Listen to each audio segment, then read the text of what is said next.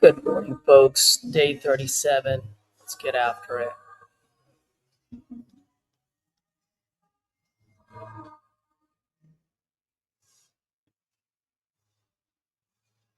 Let's look at my emails or messages from last night.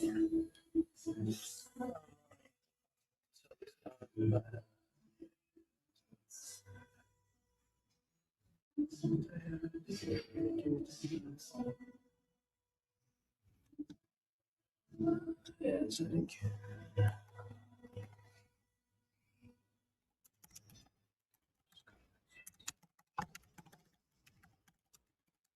Makes sense. Let me know when you're set to push up.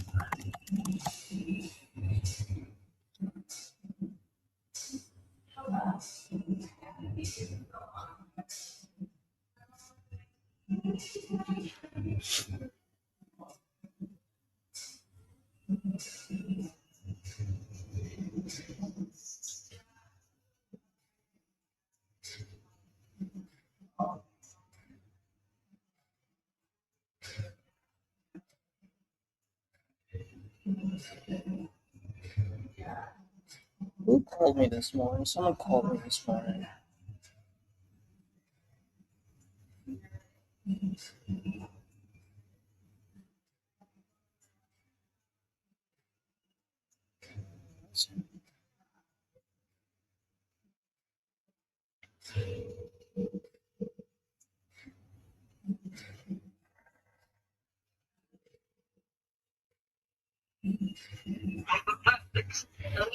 Hello. Hello.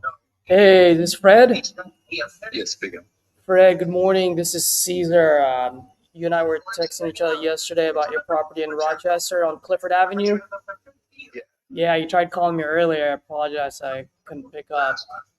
You in California? I am.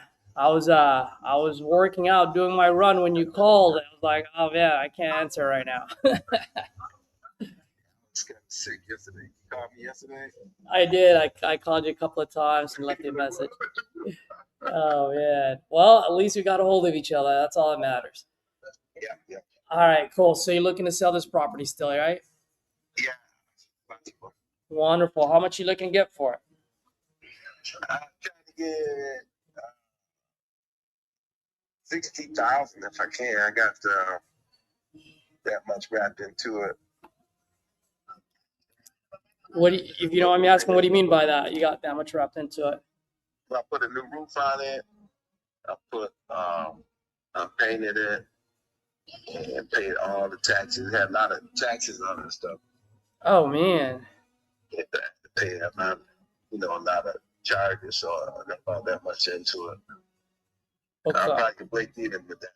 And I got supplies to paint it and stuff like that. I started painting it and everything. Okay. Did you inherit this or did you buy it from a tax auction? Yeah, I bought it from the auction. Okay.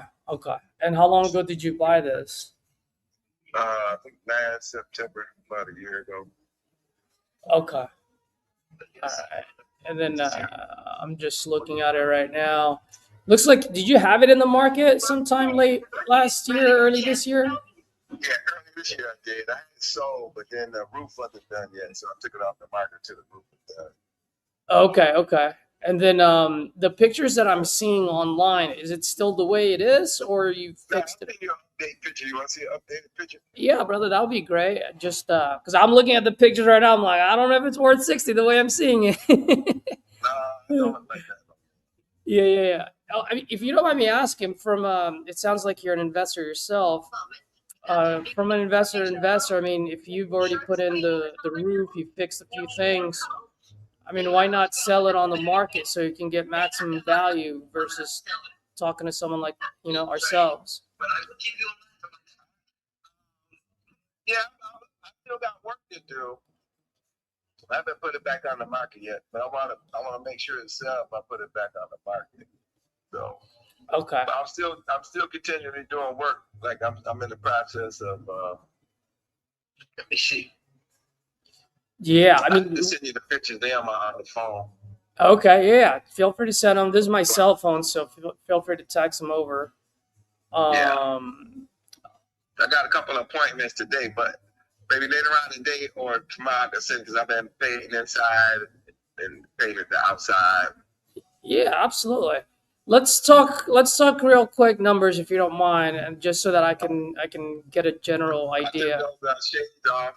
Let me see, where the heck is my other phone? Yeah, I'll text you some pictures. See.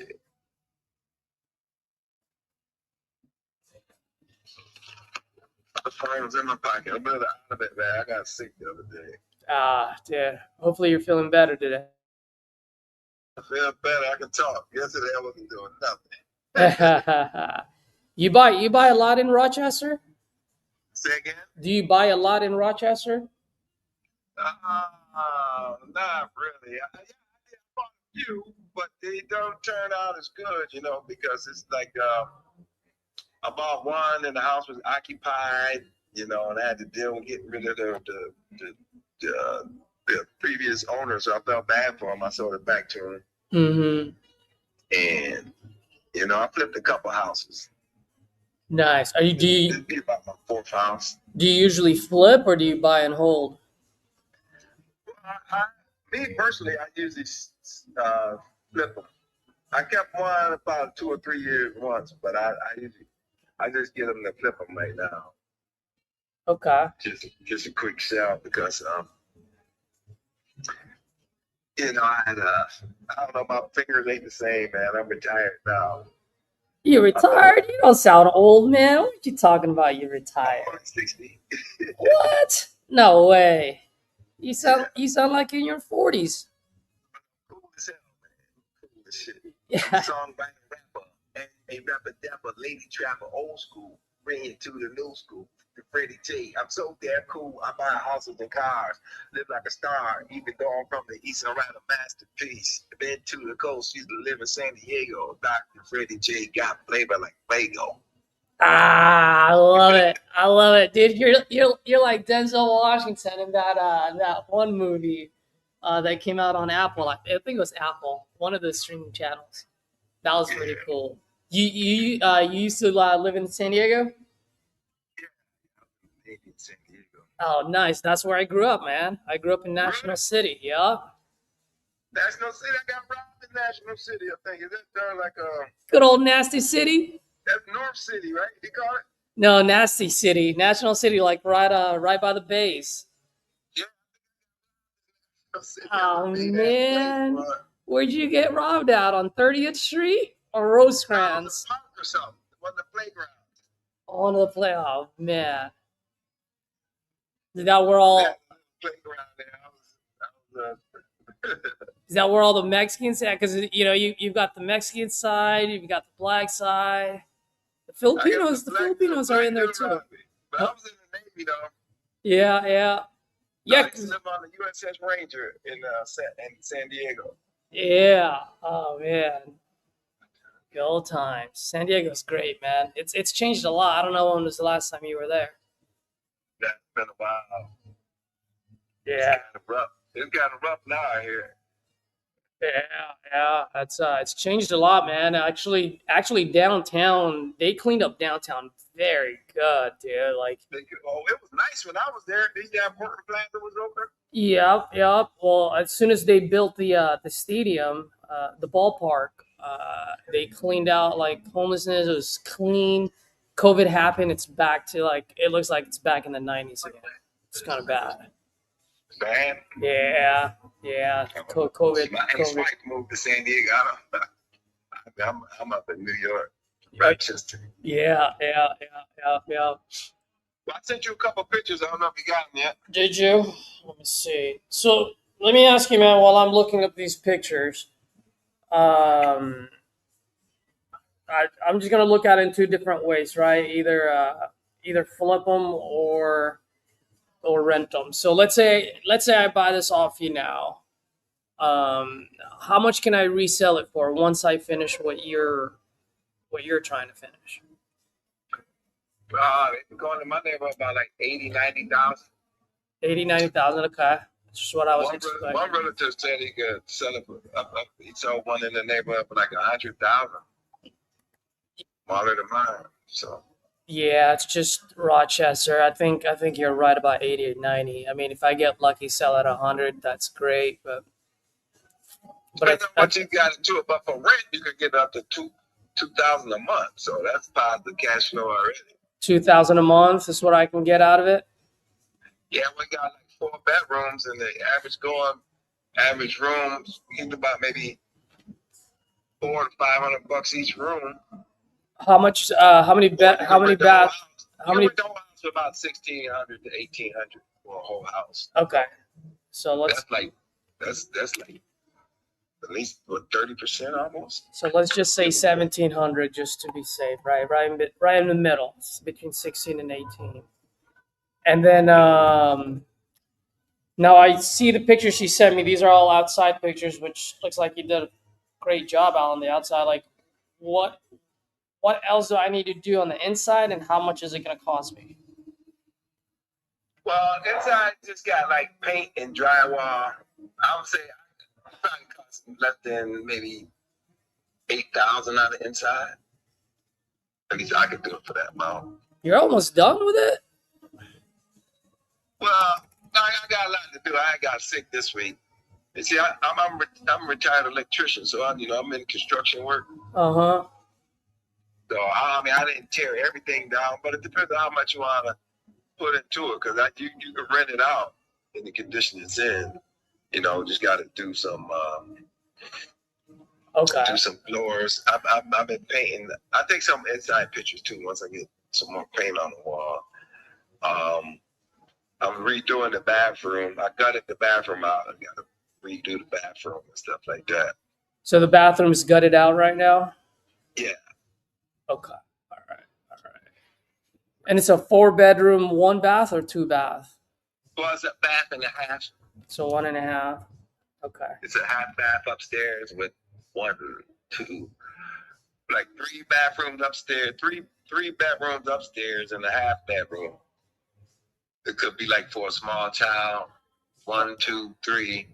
Okay. And then there's a bedroom downstairs, a full bedroom. And then there's a large family room, like living room, dining room, kitchen, and then another family room in the back. So it's like 1,690 square feet. Mm-hmm. Pretty big house. Okay. All right. So let's see here. I paid up all the taxes, man. That's a lot of my budget that went into the taxes. I was gonna say, how much taxes did you buy? I mean, how much tax did you pay for? I ended up putting put 25,000 in taxes so far. Yeah, penalties and stuff like that. They had penalties and bills and stuff from the old owner. Oh man, 25,000, and you bought this for like 9,000 or something, right?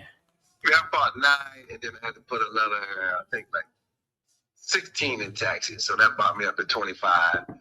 And then I put another 18 on the roof. So that's 43. And then I put another 5,000 in the parts and supplies. So that's what I'm trying to get at least 55 out of it. Did I say 55? You did now.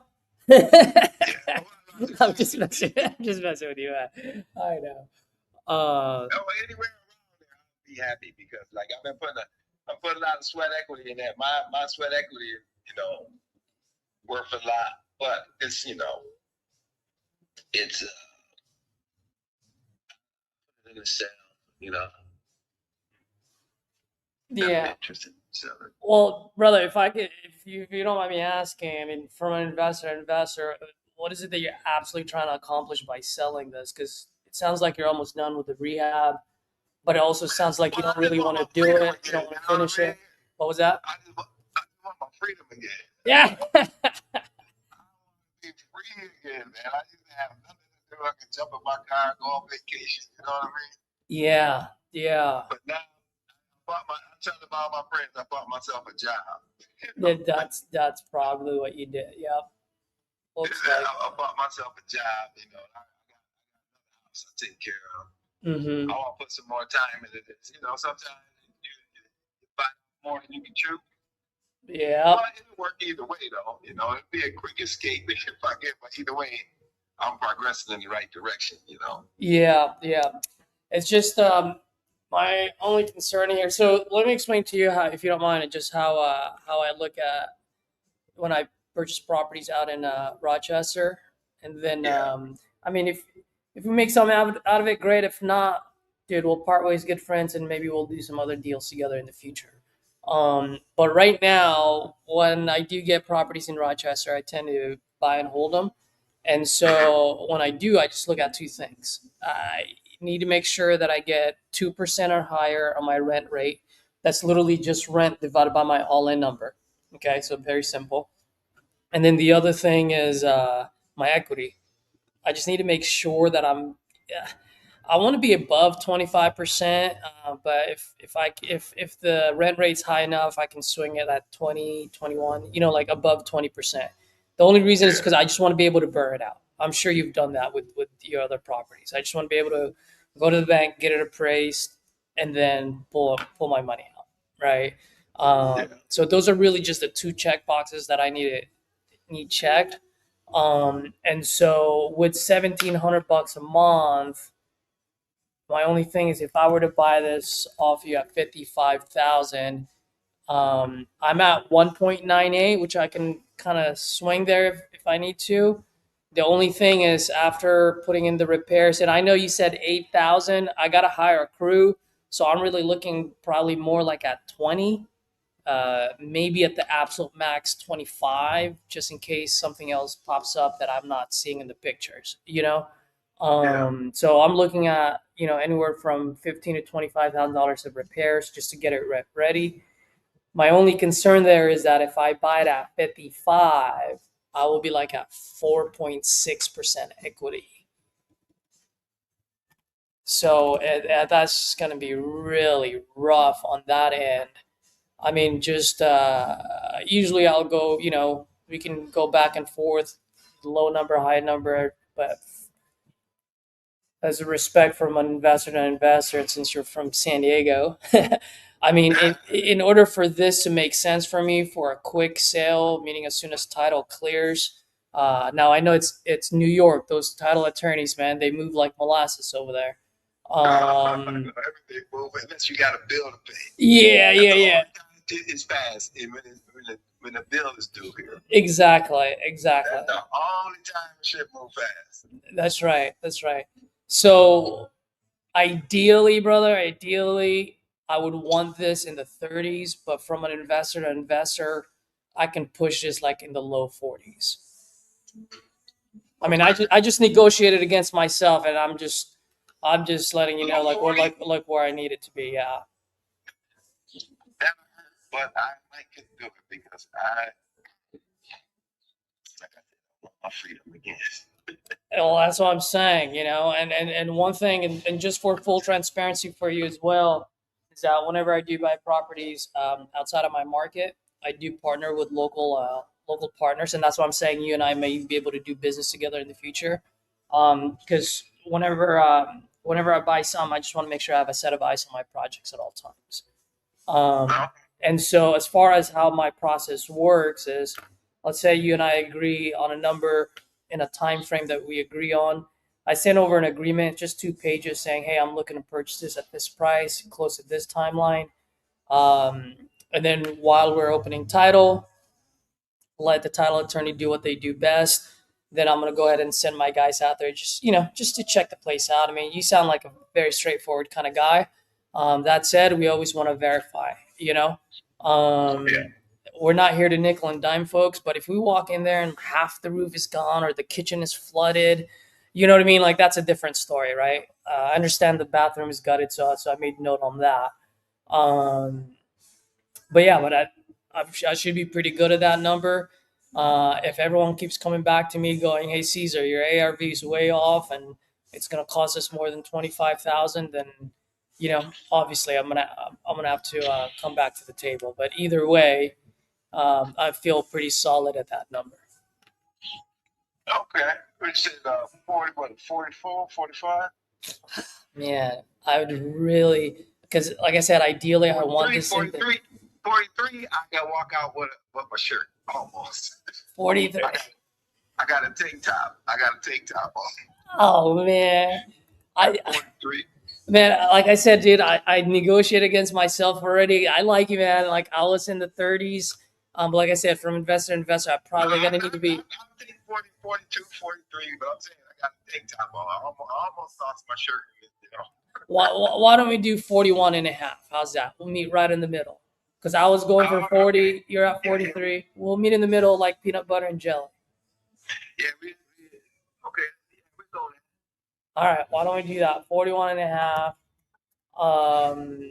And then what is your email address?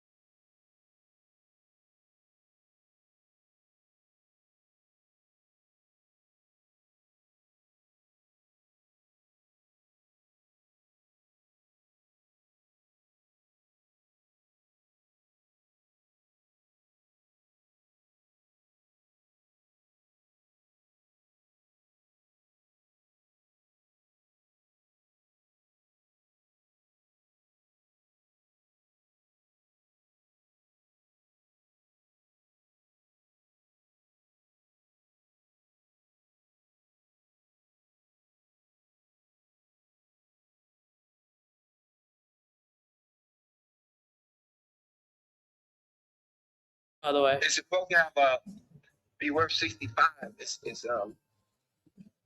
It's appraised at 65 to the city, so that's are you talking pretty about good. the tax assessed value? Yeah. Got it. Let's see. How'd you get into do you usually buy homes in like through a tax auction or Yeah, I bought a couple like that, but this time I realized I want to buy my dream house. You know what I mean? yeah? This next time. Are you buying a dream house right now or Well, I mean, probably in the next 2 or 3 years. nice. Where at? New York or I'm thinking about New York. They're like the tri-state area: New York, New Jersey, Pennsylvania. are you looking to buy one like a dream home that you can fix, turn into your dream home or already a dream home? Well, it depends on. It depends on my finances at the time. And I can do everything, but right now at the moment, I want something that's already fixed. Okay. I mean, brother, let me know when you're ready because I do come across a lot of leads in New York, and if I find something that's good for you, I'm more than happy to just negotiate it down and just assign it over to you, man. I'm cool with that. Maybe I'll find like a like a turnkey or like light rehab property for you. You know what I mean? Yeah, yeah, not too bad. Not too bad, and then I get it at a nice discount. Maybe I'll get it on a seller finance, so you don't have to cash out as much. I actually helped a gentleman out in Monroe, uh, city of Monroe or West Monroe. Sorry. Um, he bought a triplex and he fixed it up, and then him and his wife decided that they just want to go ahead and travel the country in their RV. And he tried realtors for 2.5 years and couldn't move it, man. I give him a Oh, call. sell it, right? Yeah, I give him a call. It's a triplex in the middle of a golf course. Literally, every single window looks at a like at the golf course, you know. And Yeah. it just wasn't my style. Like it was upstate in the middle of golf course. It was just And you own that? no. So here's the thing.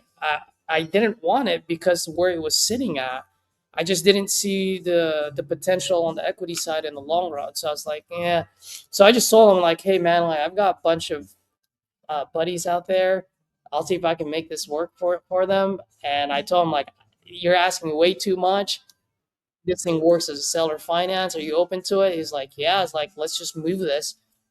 So I asked him how much he needed for the RV and so forth. Brother, in 7 days, I moved it for him. I got him the down payment to get him his RV, and I got him like $2,500 a month, which was exactly how much his monthly expense was for gas, food, and everything. for traveling. Well, you took care of him, huh? I took care of him, man. 7 days. Realtors couldn't do it for 2.5 years. Wow. Took That's her. Yeah, yeah. I just, because I just saw it as like a cash flow opportunity. It was just way okay. too far for me, and I just didn't have too many partners that's like in that town. So Yeah, sometimes you can have it, but then your people, that's one thing about me too. I realize that I'm all alone doing all the work right now. mm-hmm. And all my friends that got older, they can't work like me. You know what I mean? People Yeah, they can't move as good. And then it's you got to have a crew. you You gotta got have to a have crew. a crew. Yep. And you know, but see, I'm a jack of all trades. I can do everything. I can get it done. It's just gonna take me longer because I'm still living. I'm still living my life. You know what I mean? And this is like more of a hobby for me. Yep. Because I got so many skills anyway. You know what I mean? Absolutely. To a plumber, to a painter, to a carpenter. And then you realize like, whoa, I took on a big project. Nobody's coming through. You know what I mean? Yeah, yeah. Hey, Freddie, quick question for you, by the way. As far as access to be able to go in there and see the property, do a walkthrough, are you gonna have a lockbox on there, or do I have to schedule it with you? What's the situation there? Well, yeah, you can schedule it. It's just I just got a regular door on there. I can come in. I only live like 10 minutes away. Okay, perfect. Yeah. So I'm totally cool with that. The only thing that I will tell you, just to be able to manage expectations, the guys that I'm going to be sending out there, they're not my employees, so I don't control their calendars. Just be aware that sometimes they tell me, oh, I can't make it. And all of a sudden they call me like literally half an hour before. They're like, hey, man, like my 2 o'clock appointment canceled. I can swing by now. And then also the other side to it is I schedule a time with you, and then they call me like literally 15 minutes before because their pipes burst at one of their apartments. Oh, I'm fine. I'm fine. I'm free. I'm flexible. Cool, cool. Like I was gonna say, just don't get mad at me if they cancel last minute. All right. I've been through it like this whole year has been just one disaster or one blessing after another. There you Sometimes go. you go up. It's just like the stock market, up and down, but in the end, you still make a little change. That's right. That's right. And then 30-day close on this. Does that sound good? Yeah, that sounds cool. All right, cool. I'm gonna send this over to you right now. Hey, let me give you my other phone number too, just in case you can't reach me on this one. Yeah. I got, what's your other number? Let me know. Okay, it's 585.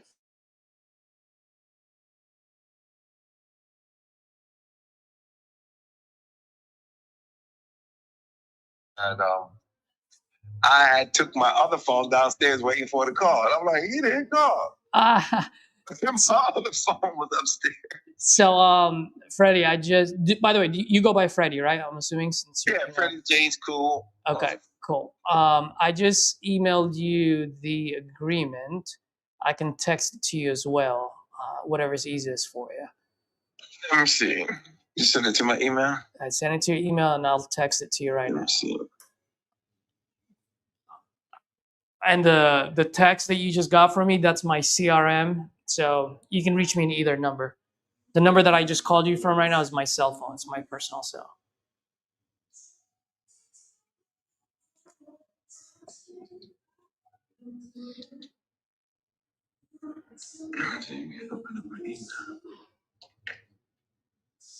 Oh, you texted? I texted to you as well, yep. On this is the phone? Yes, sir. Okay. What's your first name again? Caesar. Caesar, you got it. Caesar, the lady pleaser. Dr. Freddie J, the receiver. Love it. I love it. Shit, maybe we can do some music together. That's what I was going to do because the house was so big. I was going to turn one of the back rooms into like a club and shit. My man. People here right there, they're all right. But I'm like, man, I take ownership over renting, Yeah. Absolutely. And people are not ready to buy, Mm-hmm. It's trying to open up. You want me to sign it now? I'll read it over. So, my computer is acting funny, so let me see on the phone. Open. Yeah, let me know once you have it open. I can go with it from top to bottom with you. I'm sure you've seen plenty of these. Good news, it's only 2.5 pages. Let's see. Say you sent it to FRED. I don't see it. It might have gone to your spam folder since my first time emailing you. Let me see.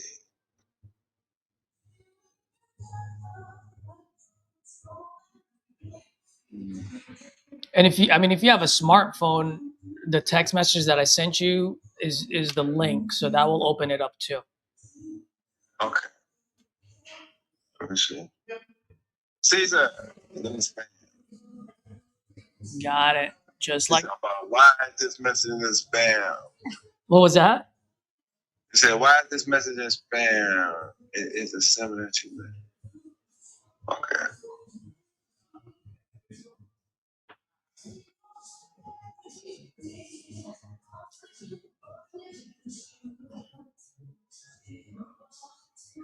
Let's see. Well, let me open it. So I reported not spam. Did it come back to my regular? Okay. So stop. Okay.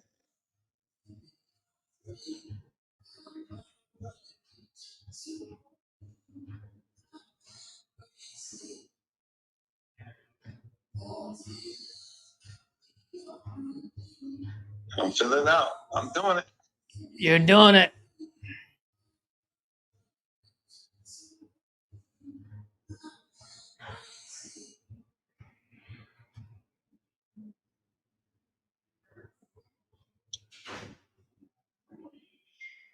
Let me know if you have any questions.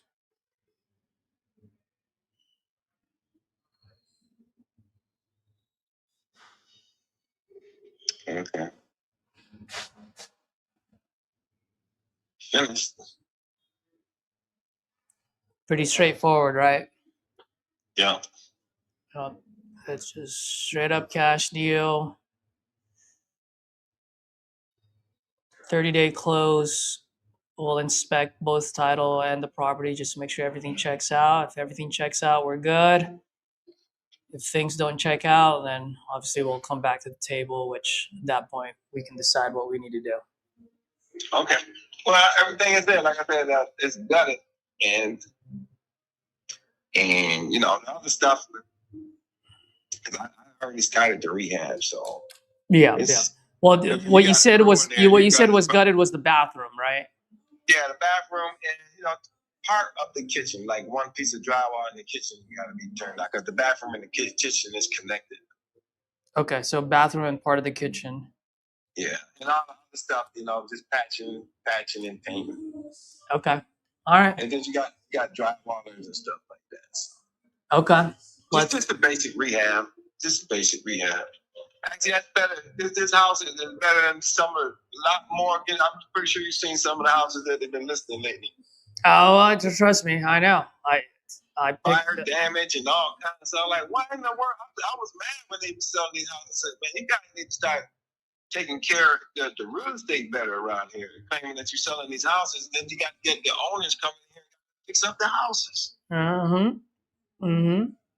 Well, what kills it more is realtors putting it up on the market at a very high price, and it's just like, man, just do some basic math. Like, investors still got to make some money, you know. Yeah, you got to make some money. You got to a nice product.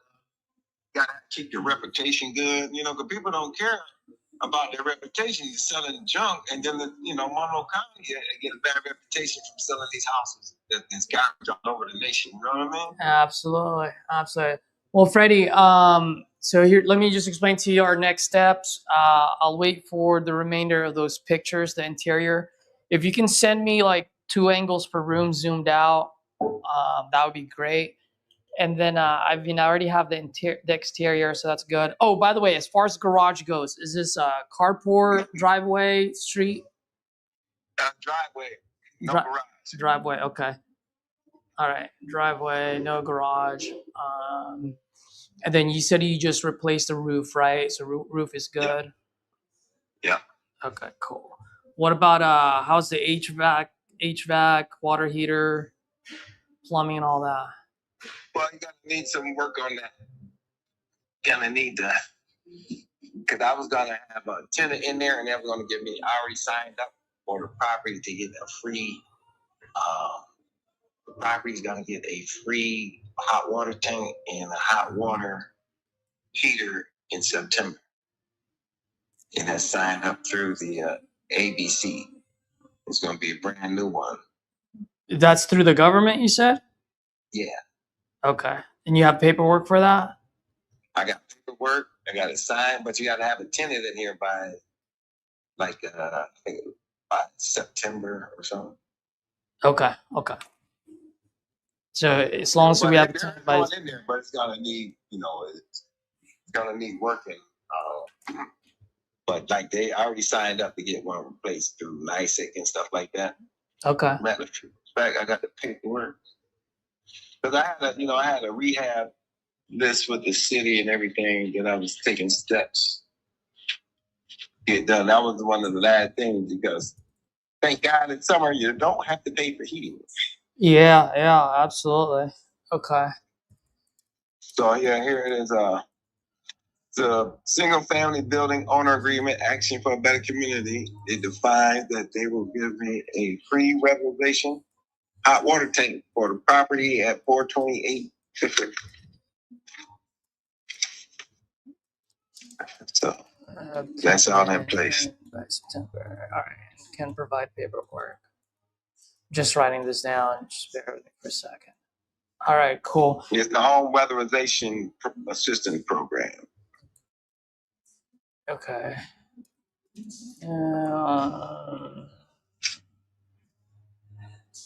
So bathroom gutted and part of the kitchen. All right, man. So just as far as next steps go, send over those pictures as soon as you can, sometime today or tomorrow. And then what I'll do, I know we have a couple of closing throughout the week. I'm working on a couple of messy titles. So if you don't hear back from me until like middle of next week, please do not be alarmed. I'm just looking at other things. We do have 30 days on this. I'll have my TC look for title attorney to open title with. And then I'm gonna send this out to my local partners in the area. And then as soon as I get any type of feedback and walkthroughs, I'll schedule them with you. So it'll probably happen either next week or the following week. Okay. Cool. Yeah. I have the phone more often though. That 259 number. The one that you gave. 298 number. Yeah, 298. Yeah. Okay, so call that number. That should be your primary. Yeah. If I don't answer this phone, call the 298 number. All right, I'll put it on my CRM here, and then add both my numbers to your contact for now, okay? Because I'll call you from either one. All right, Freddie, you have a good one. All right, thank you, Caesar. Thanks. Bye bye. All right.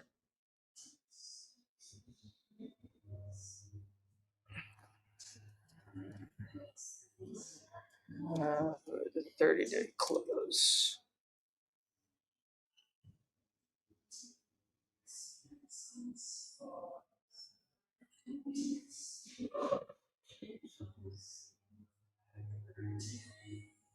Oh, we got Mr. Edward on here. AirPods now.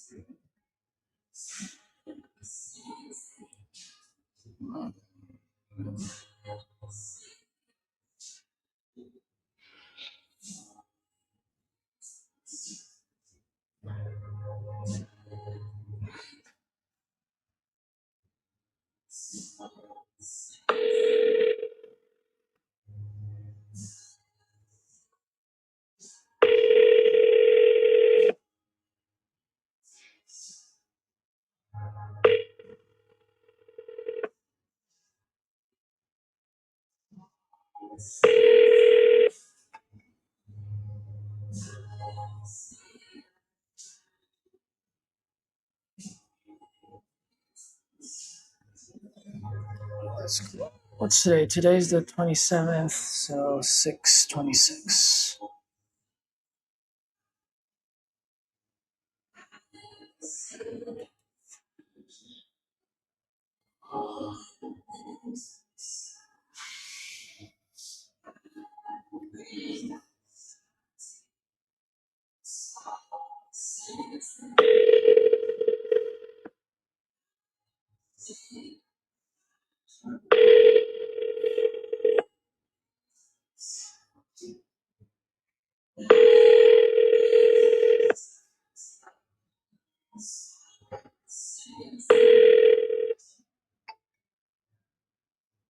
Okay.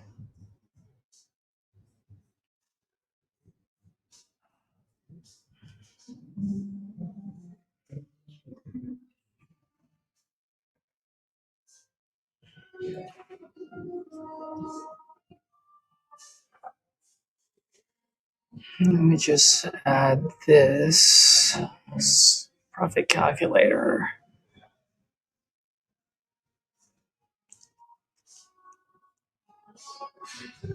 Now I can get rid of it.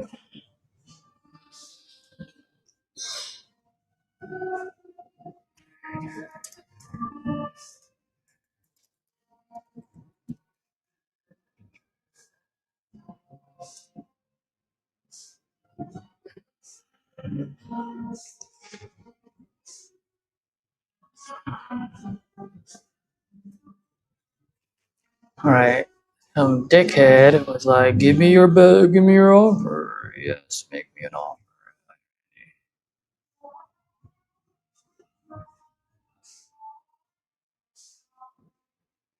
Morning, Randy. Want my best offer or fast offer?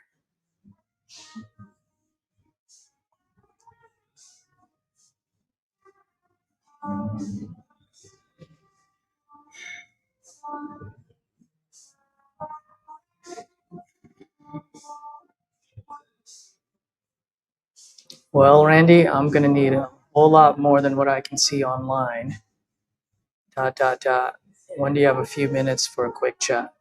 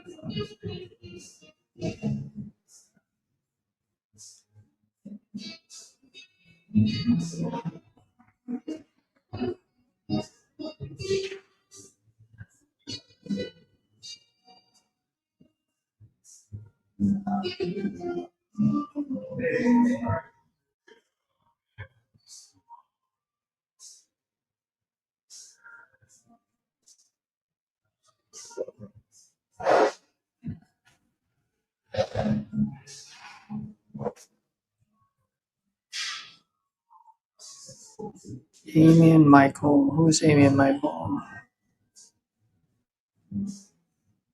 That's Amy Merritt. Okay. Let's see.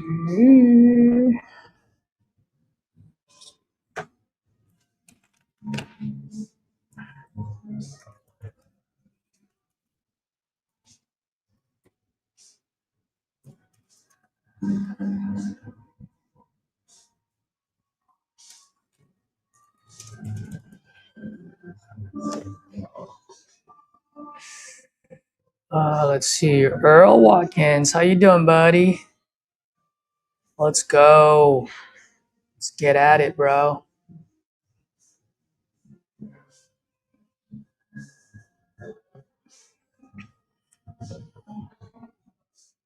This guy Randy. I need to.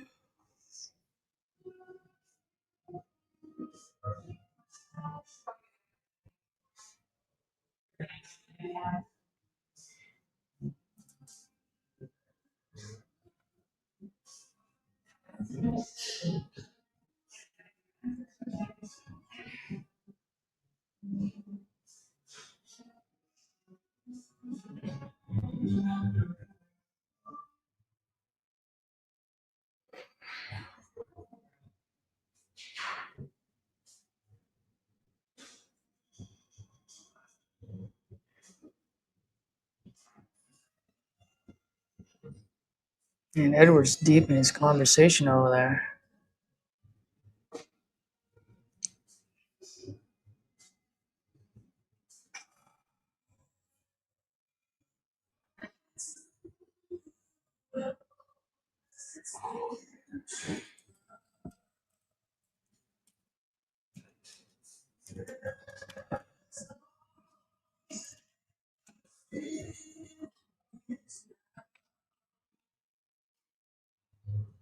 Let's see if Edward sees this.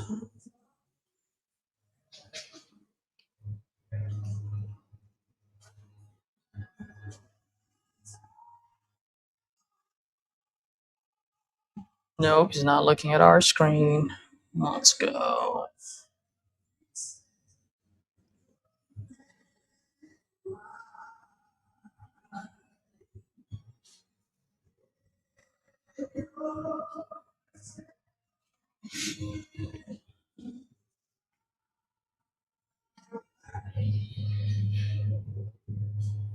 Alright guys, I'll go ahead and make another call right now.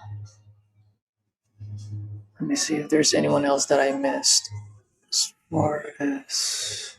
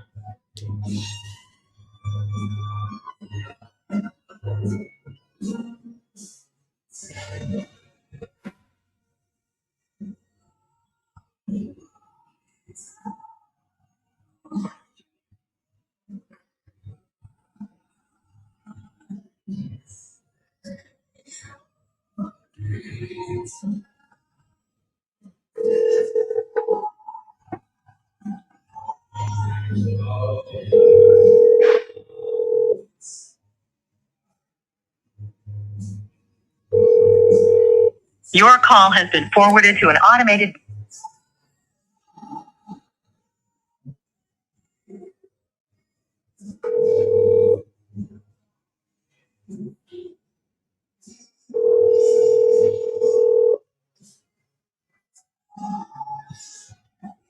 Your call has been forwarded to an automated voice messaging system. Randy. Is not available.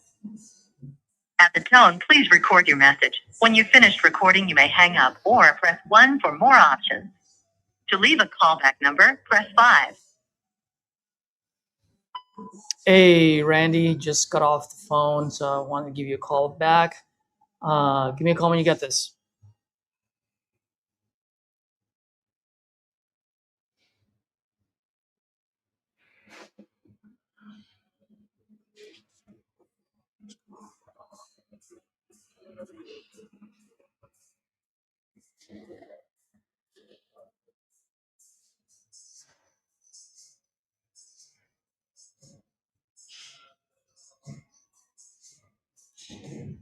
Let's see what he says.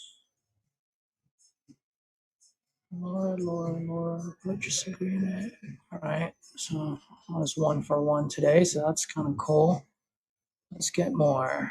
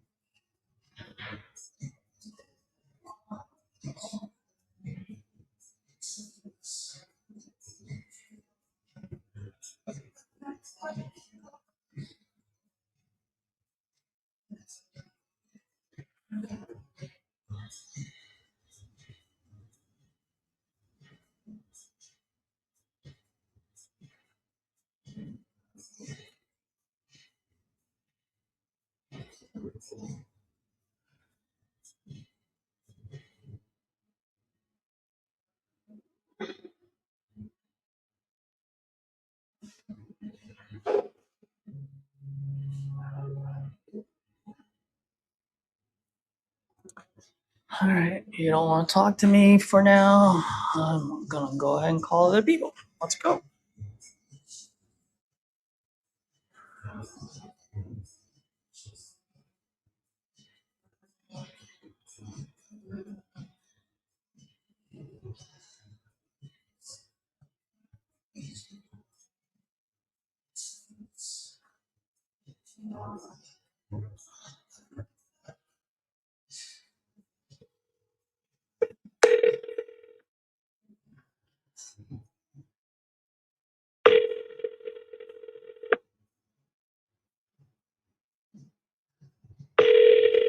Your call has been forwarded to voicemail. The person you're trying to reach is not available. At the tone,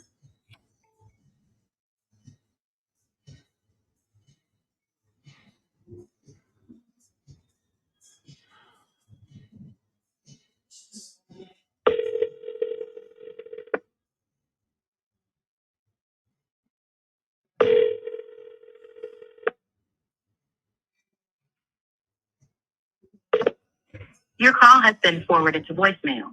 The person you're trying to reach is not available. At the tone, please record your message. When you have finished recording, you may hang up. Hey, Michael. Good morning. Caesar here. Just calling about your property. Excuse me, on Black Hawk Drive.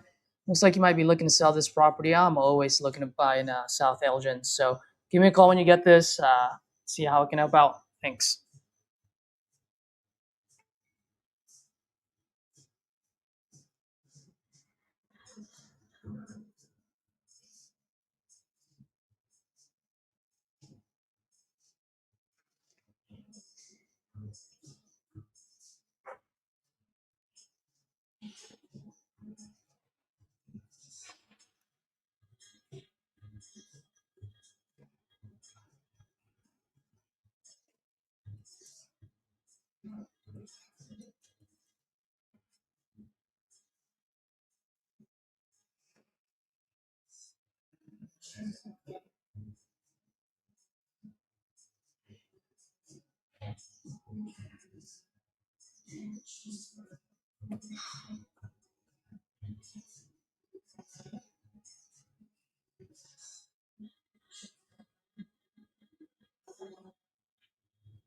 Oh,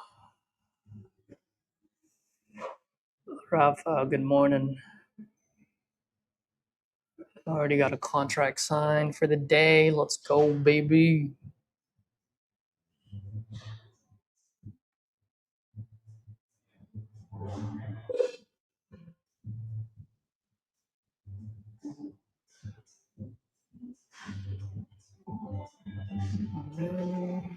Okay.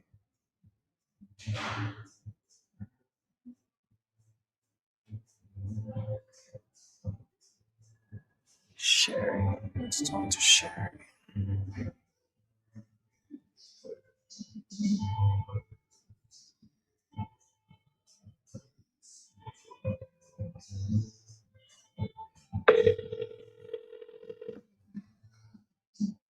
Call has been forwarded to an automated voice messaging system. 61820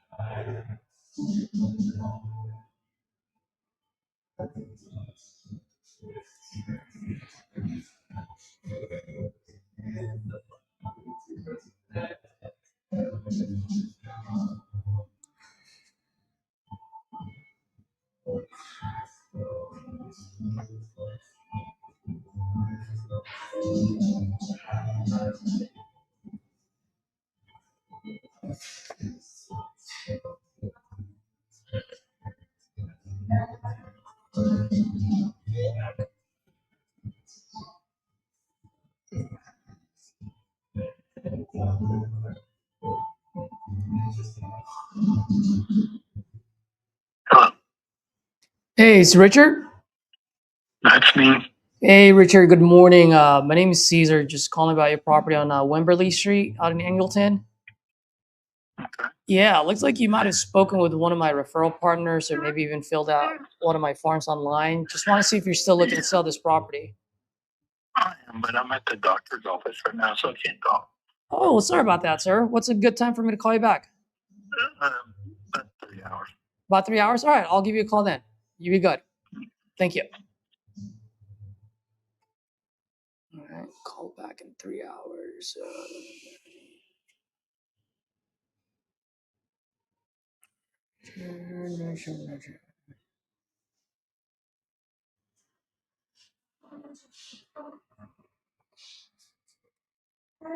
How you doing? Doing all right.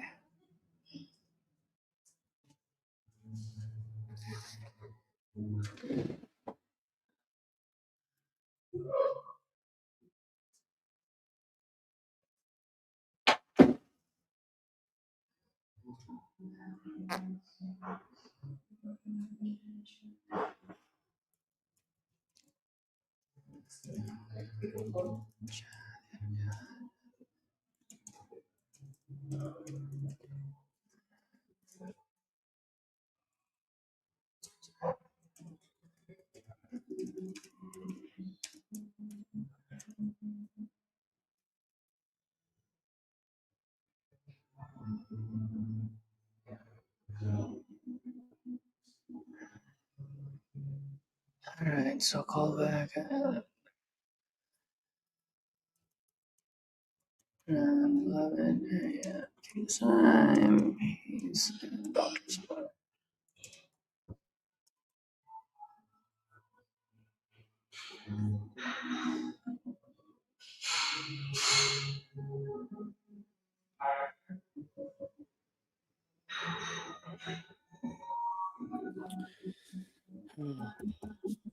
You gonna call Caesar?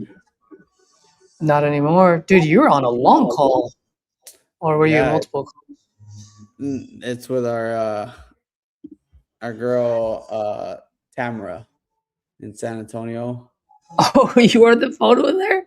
Yeah, dude, they just they just terminated that, dude. She's crazy, bro. What'd she say? Dude, she's just delusional, bro.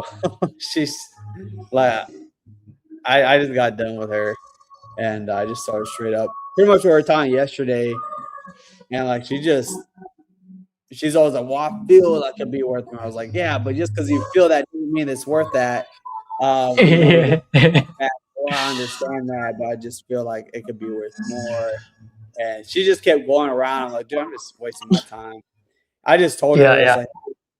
I was like, well, I know, that number's too low. I mean, obviously that's too high. Everything that's telling us is not worth that. I understand you feel that. But it's just not worth that. So I mean, is there any middle ground there where you feel like it's still, because she's like, I don't want to give it away and I still keep the money here. Like, yeah, is there any middle ground you feel like where you feel like you're not giving it away and still kind of walk away with some money there where you're able to still get what you gotta do? She was like, it would have to be 80, blah, blah. I tried one more thing afterwards. I was like, so you say if I like all the feedback I've gotten is this, but like if let's say we're able to find something around 50 or 60, I mean, is that even worth having the conversation again? She's like, no, and I can't do that. I was 8. I'm like, all right, well, you have a good day. I just hung up on her. I'm like, That's all you can do. Yeah, I thought I had her for a little bit. I was like, oh, okay, she's coming down to earth, and then out of nowhere, it's like she's back to her delusional self. Some people will be people. Yeah, and the only reason I said the 40, the like 50 to 60, because I was like, well, let me keep looking, and see maybe there's some more buyers, and there's one that did buy another one for like 50. I think it was 56. It closed on just last month. That one also looked like it was more. It looked more of a ship box inside. So I'm like, and it's also smaller. So I'm like, well, maybe we could reach out to them. If they're willing to buy at 60, great. Yeah. I'm gonna go back, and she's still stuck on her number. And I was like, hey, if I find Then it's something not worth here, it. Yeah.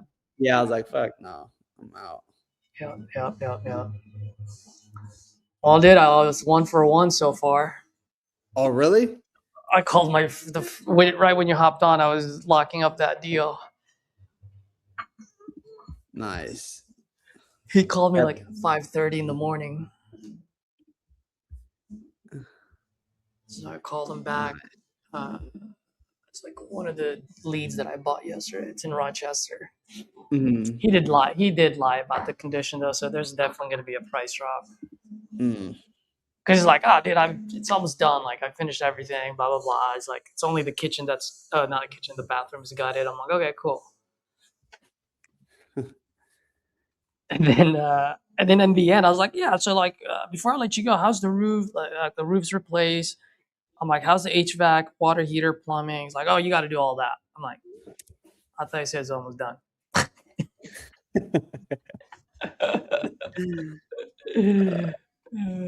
He did a good job on the outside, though. I mean, he painted it. He replaced the roof. It looks nice.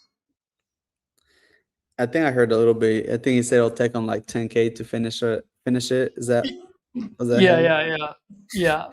So I pumped it up to 25 because at that point all he said is like all that needed to be done was the bathroom and some of the walls. So I'm like, all right, but we'll see. Yeah. All right. Let's call Carl. Rachel, let's reach out to Rachel. Actually, I'm gonna use the restroom. You can take over the show for now. Yeah.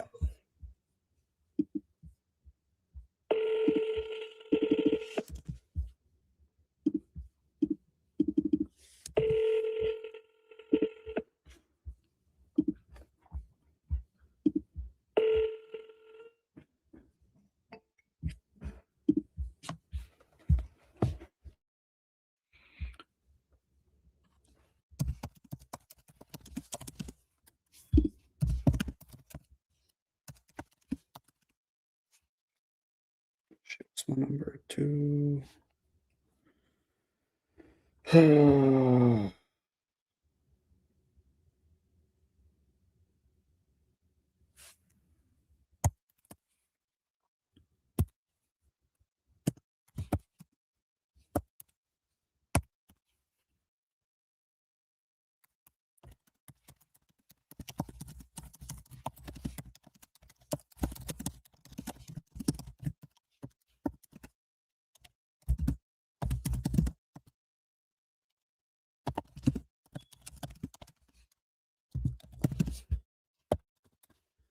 Okay, what's her number?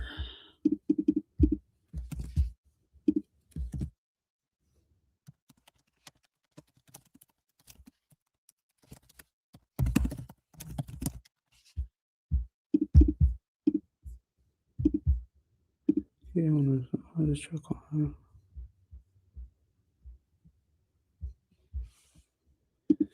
Okay. Let's see what else we got here. Now we had a few new leads, so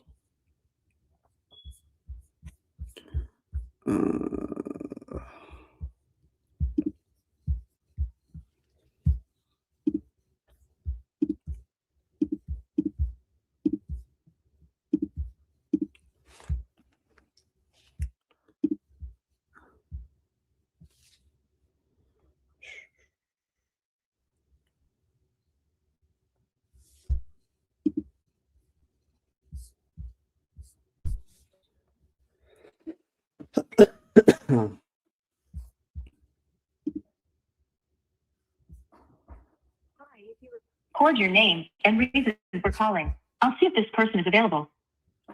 Hello, this is Edward.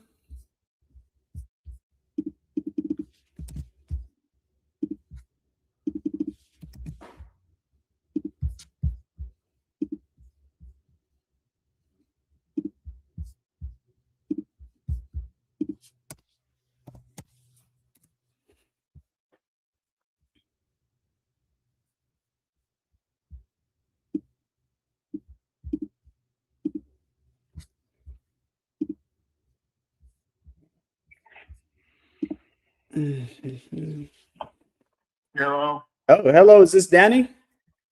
Yes. Hey, Danny, this is Edward. Just calling because it looks like you had filled out a form about selling your property on Elmwood Avenue a while back. Is that still something Yeah. you're looking into? No, I have somebody in contract with that now. Oh, okay. Awesome. Well, congratulations. When do I expect it to close, if you don't mind me asking?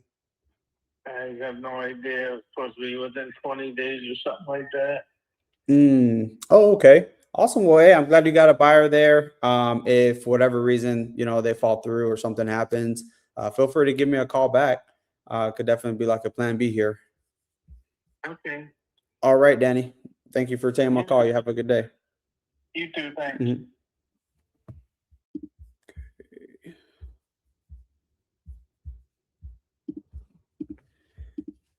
It was also listed. He is under. Caesar giving me all the listed leads again. Contracted, listed. He's under contract. He's close in 20 days.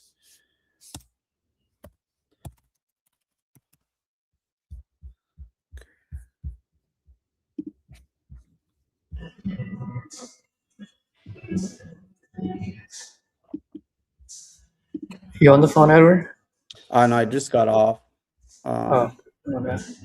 This guy has it under contract. It's also listed.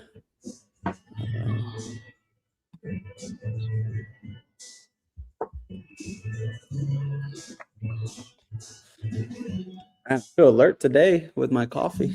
Feel good. Yeah. Yeah, man. Question answers. Dude, it was like storming really bad yesterday out here in San Antonio. It was like almost flooding over here. Holy moly, no way. Dude, it's been Yeah, cold out here in LA, dude. The past 2 days, it's insane. yeah. It's crazy weather. Yep.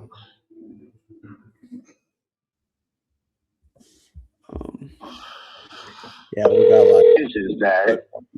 And Rachel Shepard, get back to us when you can. All right, guys, tag teaming.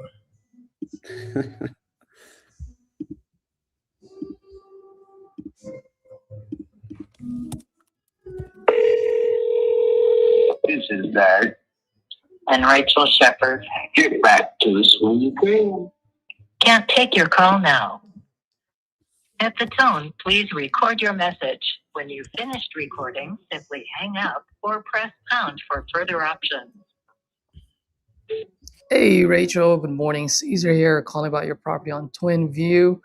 Looks like you guys might be looking to sell this property. You either filled out a form on my site or maybe spoke with one of my referral partners. Either way, just want to see if you're still looking to sell. If you are, give me a call back and see if I can help out. Thanks.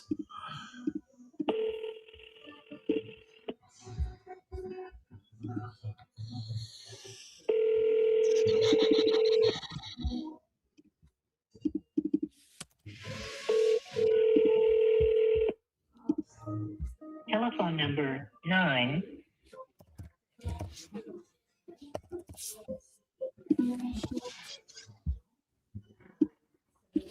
Oh man, space 36. That's not good. What is that? Is that the?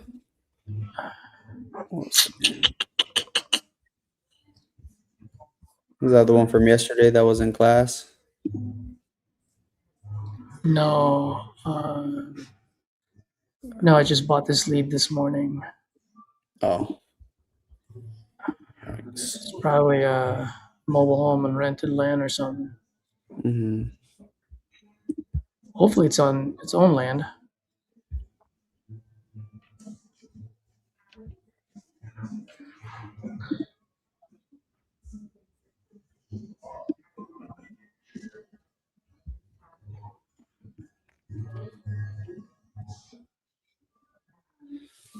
Shut this one. Let's see.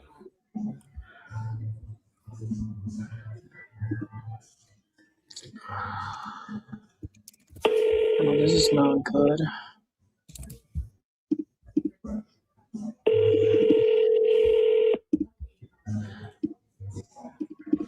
Hello? Hi, good morning. Is this Natasha? This is. Hi, Natasha. This is Edward. I was calling because it looks like you had reached out about possibly selling your property there on Madison Avenue. Is that still something you're looking into? Yeah. Okay, great. Well, I'm glad I called then. And actually, this call is super simple. I just would like to just run through like maybe a few details just so I can get a like a better feel for the property and put together something that actually lines up with what you're looking for.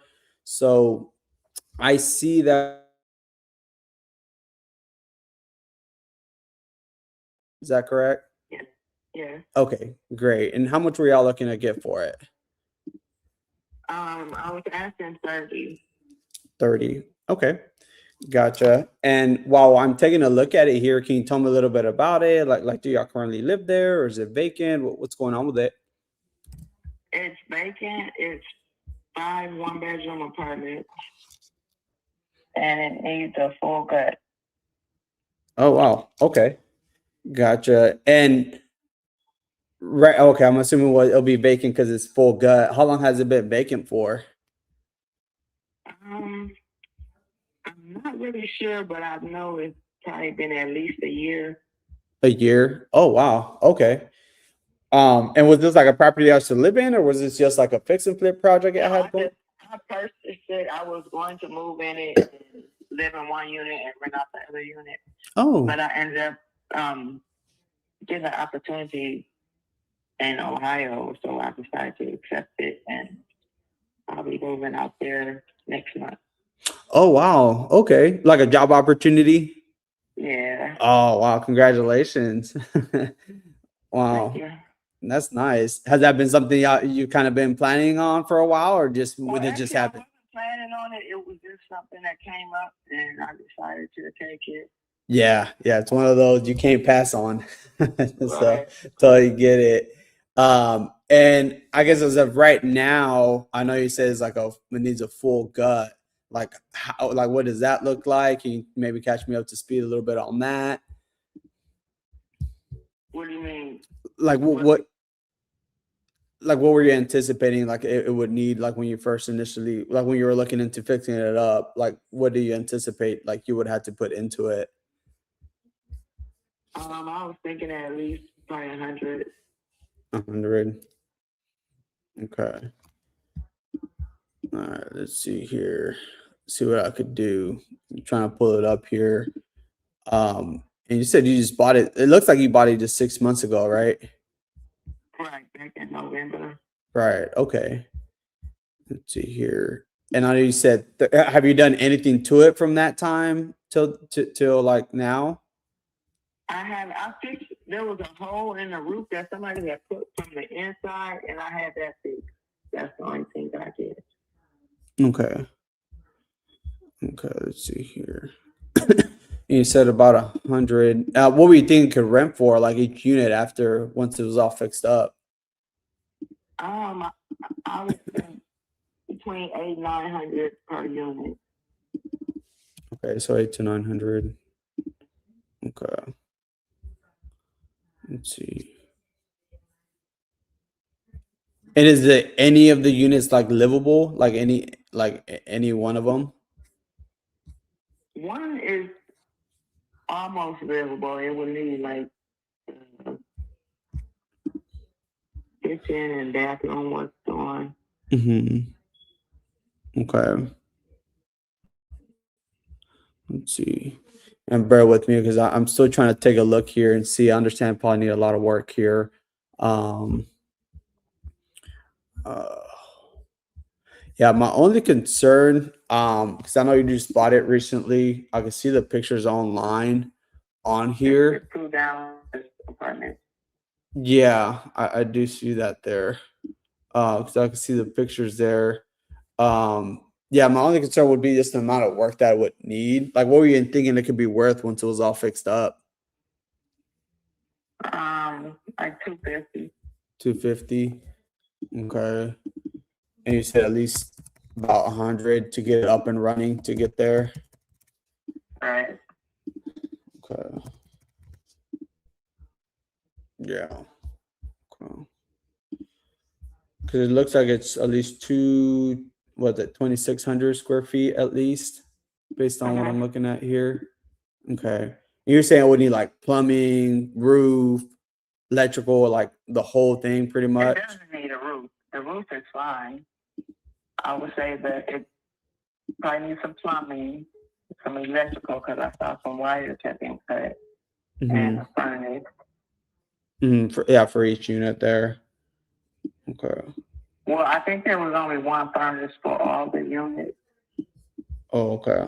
I think the electrical just was separate. Okay. Let's see here.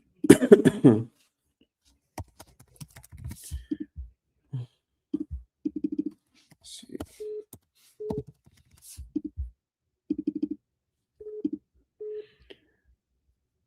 Yeah. So let's say 100. I would say I would be a little conservative there, just because my only concern. I mean, there's a lot of things that come up. So just based on the size there, I would say anywhere between that 100 to 120. I don't see a whole lot for the 250 there, so I'm kind of going off of what you're telling me here. Now just trying to reverse engineer here.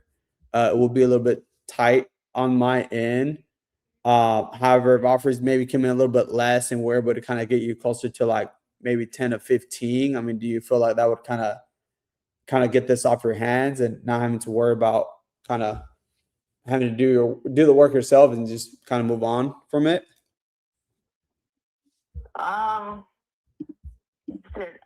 definitely wouldn't take 10 because I paid more than 10 for it.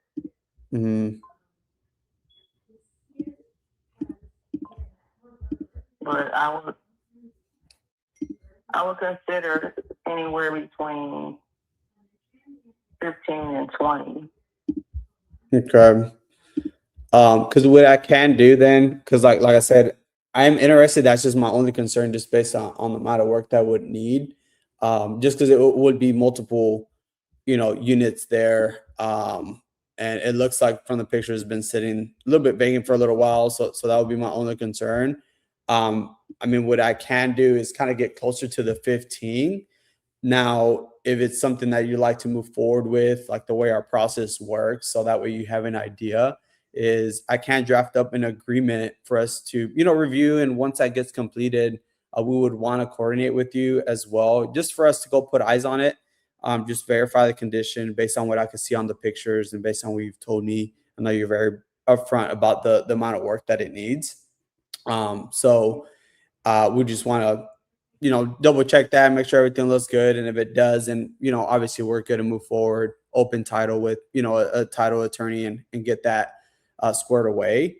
So like if we could line up the 15,000, is that something that you feel like we can move forward on? Well, I have someone who has offered me 15,000 already, and I told them I would get back with them this afternoon. Okay. So, right. I guess it would be like based on who could close the fastest, I guess. Right. Yeah, because I mean, it sounds like you're kind of getting offers around that range there, and that's all I was going to ask too. Is like, what would kind of set us apart there? You said time. I mean, how soon would you want to close then? As soon as possible. Okay, like if we're able to close in, let's say 3 weeks or less. I mean, is that something that you think will move the needle there, so that way we could get it done for you? You said 3 weeks? Yes, ma'am. or less? Well, I would have to check to see what they would say first, like how fast they could close. I don't want to just leave them out because I already told them I would, get back with them. Right. Because I mean, for you, I mean, what's the most important thing? The most important thing is how fast it could close. And how fast do you? I've had it under contract 3 times already, so it's like been 3 months. 3 months? That threw me off because I had it under contract 3 different times. What was the feedback? They came back with lower offers. Lower offers. And the last one, he came back for 5,000, and that was just like, yeah, total waste of my time. Yeah, because that would be my only concern there if you're already be on the contract. I mean, did it give you any feedback of why though? Like, did it find anything specifically, or? Well, I think he was trying to wholesale it, so I don't know. Maybe he wasn't gonna make any money if there was anything about that. I don't know. Okay, gotcha. Because like for you is, I guess for you is just knowing that it's something like that someone is gonna perform on or let you know, sooner rather than later if it's something they're gonna move forward with. Right. Like I don't even want like a week to go by, another week to go by without Knowing somebody anything. saying that they want it and then turn around and be like, no, well, we ran the numbers and Yeah. that's it. Now we don't offer you this. Right.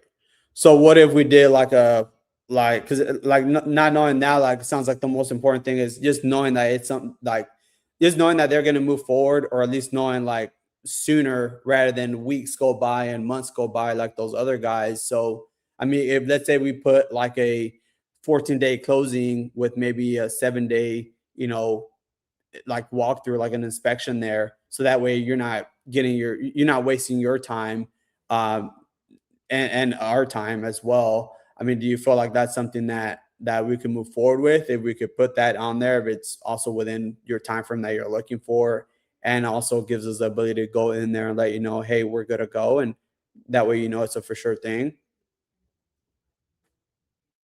I really don't understand what you're saying. Like how is that guaranteeing you anything other than like what I've already been through?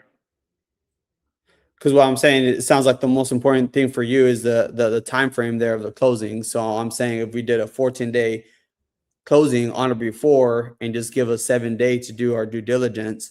So meaning 7 days or before, then you're going to know like, hey, we're going to go and we move forward. If not, we're not going to waste your time like those other guys did for months and months. Oh, okay. I see what you're saying. So you need 7 days to walk through and then 14 additional days, or additional 7 days to close? Additional 7 days. So regardless, within 2 weeks, either it closes or within that 7 days, you'll know like, hey, this is like the feedback, or this is what we came up with or what we found, and at least or everything looks good and we're ready to move forward. Yeah, that sounds better. Well, I mean, I could work with that, but I still want to talk to them first, since I told them I would call them back this afternoon. But if they tell me they want to close today, I'm closing today with them. Well, they're not going to be able to close today. I tell you that. That's not realistic. Like if they were to say something closer, right. I would definitely go with them. Right. And that's what I'm saying. Like, because at the end of the day, I mean, I'm sure they do this like I do this. So it's like they could pretty much match the same thing. So I guess like if they pretty much said what I said, I mean, how will you then decide who you move forward with then? Well, like I said, I mean, I don't think they wouldn't say the exact same thing, I'm sure. So I would just decide based on what they said versus what she said. Yeah, like I was saying, I'm just talking to you with like my cards facing up here. because I want to be as transparent and as upfront as I can be. So like if it's something that you feel like that would help, I mean, would you rather push this off longer than you want to? No, I don't want to push it off any further, any longer. Okay. Well, yeah, I mean, let me know if it's something that you're serious on moving forward. If you are, feel free to give me a call. If What's not, your name again? my name is Edward Luna. Edward? Yeah. Okay.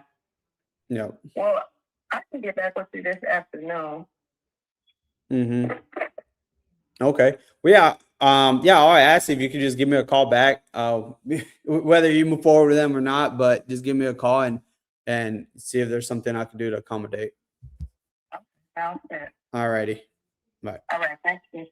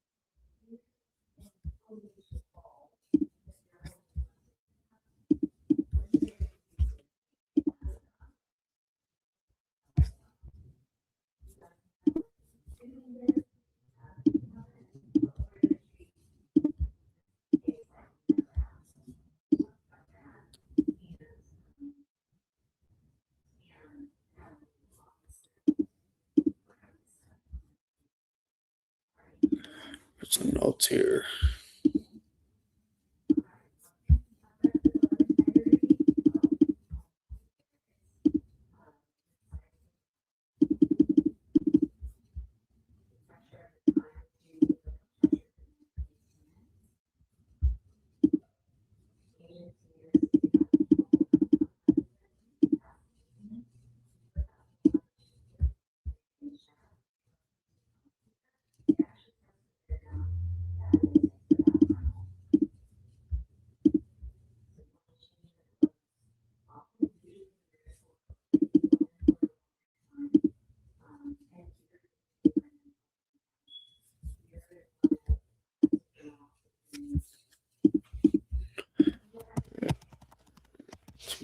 Okay.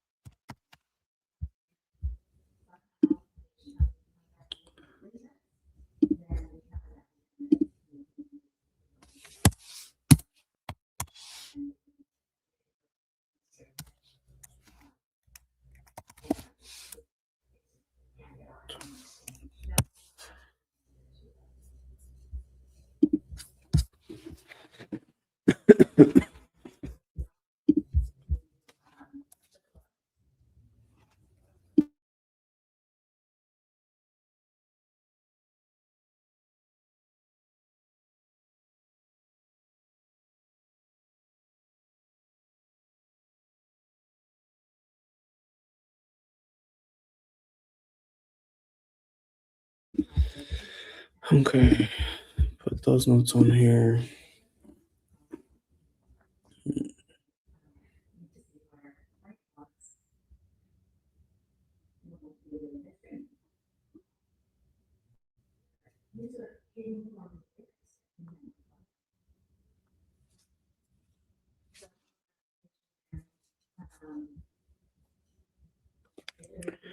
Cordelia.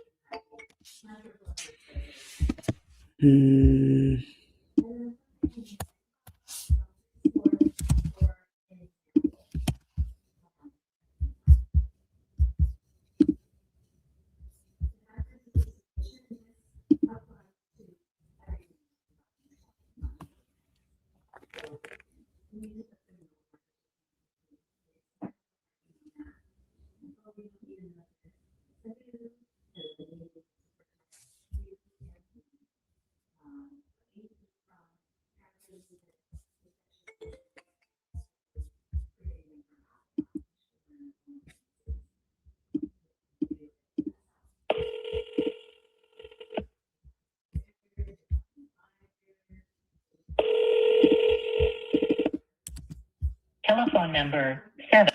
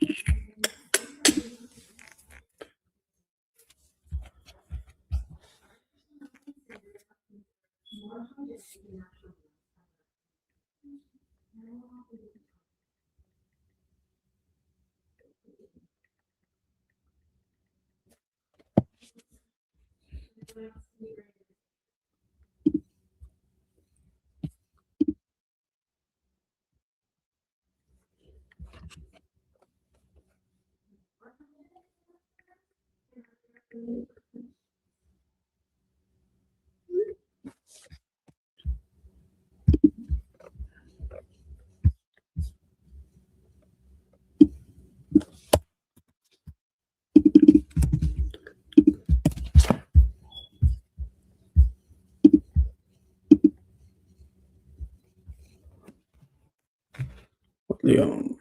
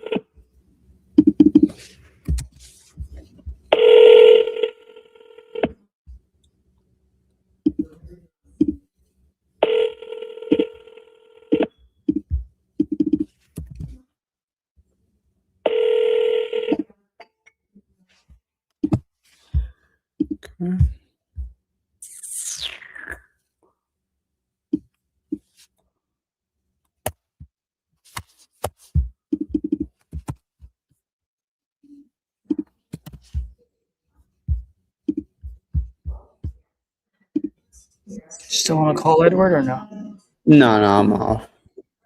Oh, I just got off too.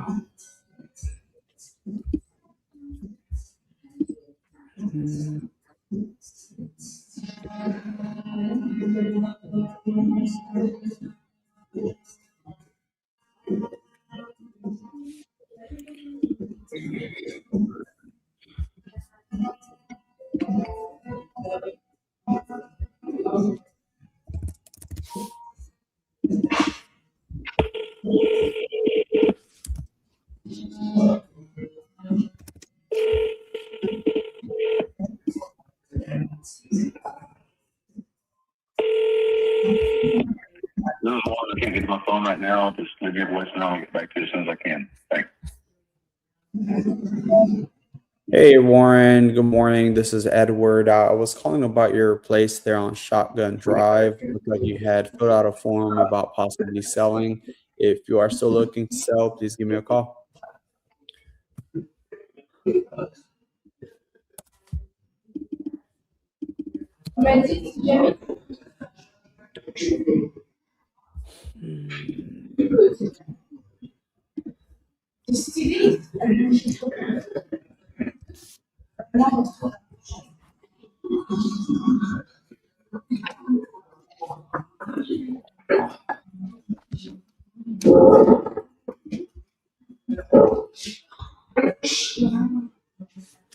Started a little earlier today, Caesar. Yeah. Did you see my post today or last night? The post. No, I only have the Messenger app there. I don't have the Facebook Oh, app. no. Yeah. I was pissed. So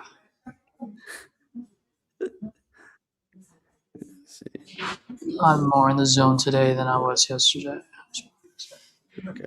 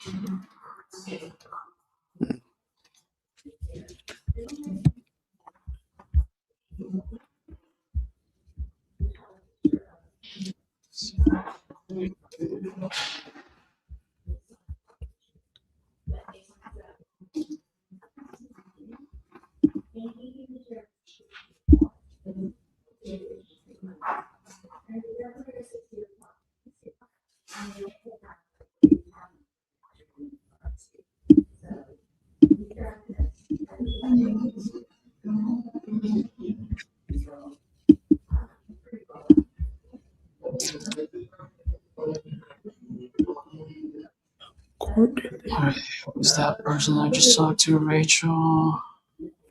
Let's put that in a long-term follow-up.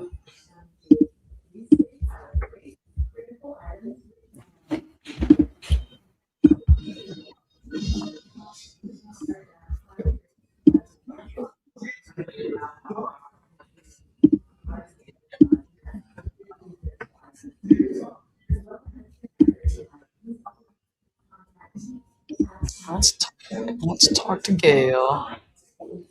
Were you able to get a hold of Todd yesterday? Nope. Let's give him a call right now. Man, I hope he's okay, man. I need to-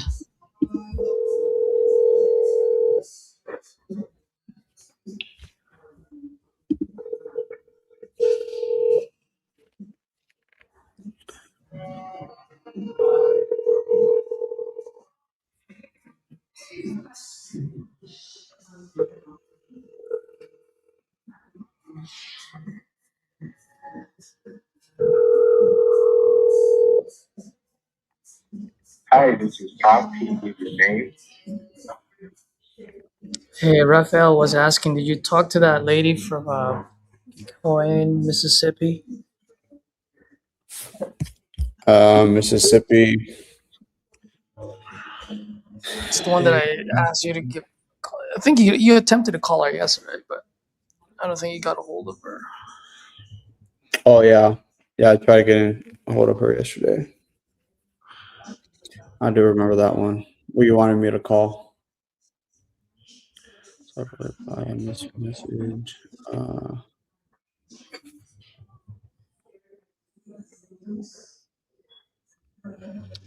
I think this one that I think the California lead I got was from a wholesaler. Unless she inherited the property. I'm away from my phone right now. Please give me a name. Yeah, please text me. Wholesaler.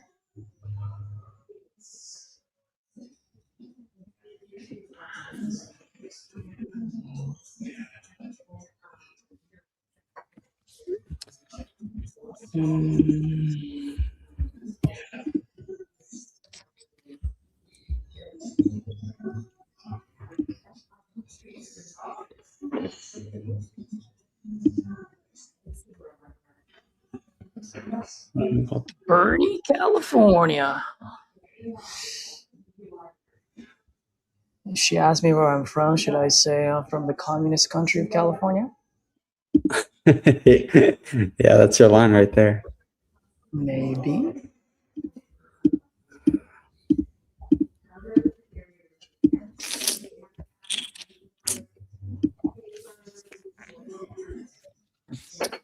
Okay, Mary. Oh, this is a good one. It's a sheet box.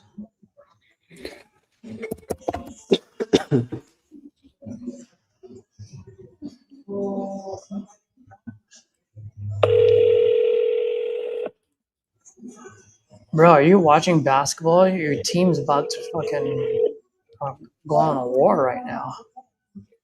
Sorry, I didn't hear you. You said what? Do you watch basketball at all? Not. I haven't been watching. Hi, you've reached Jackie. I'm unavailable. No, I haven't been watching the playoffs right now. You're San Antonio's in the conference finals. Yeah, I know, dude. It's like every time they win, it's like freaking chaos in the streets out here. Dude, you guys got Wemby. That guy's a beast, dude. Yeah. Yeah, dude. You should freaking see the streets out here when they win. Yes, hello? Yes, hello. I'm speaking to Stacy. Yes. Hey, Stacy, good morning. My name is Caesar. Just calling about your property on 2nd Street out in Bernie. Looks like you might have filled out a form on my site a while back. Just want to see if you're still looking to sell this property.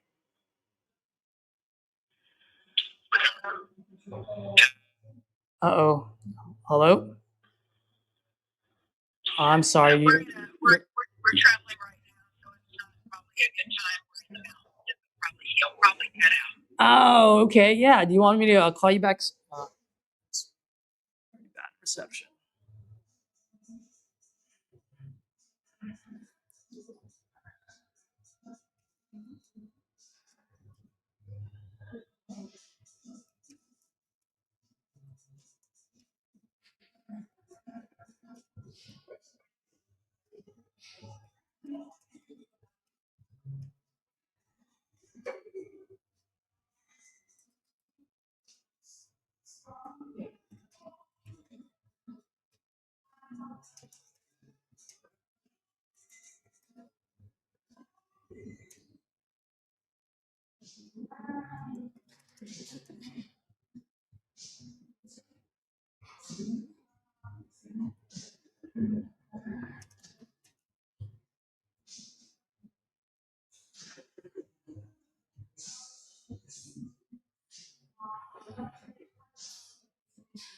I'm on the road. Call back later.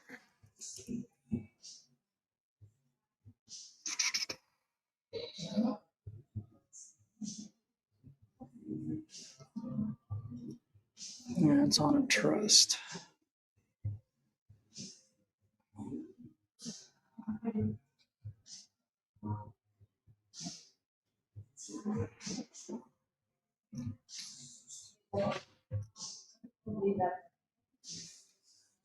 Short. Oh my gosh. What the fuck is this guy's name? Let me pull him up here.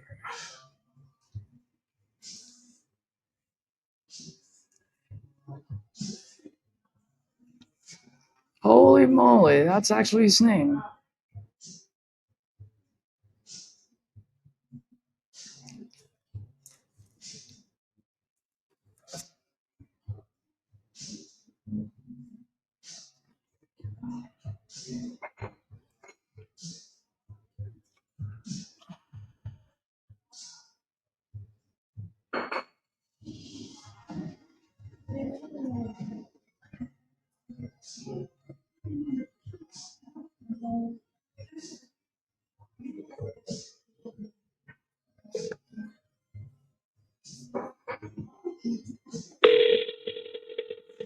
Your call has been forwarded to an automatic voice.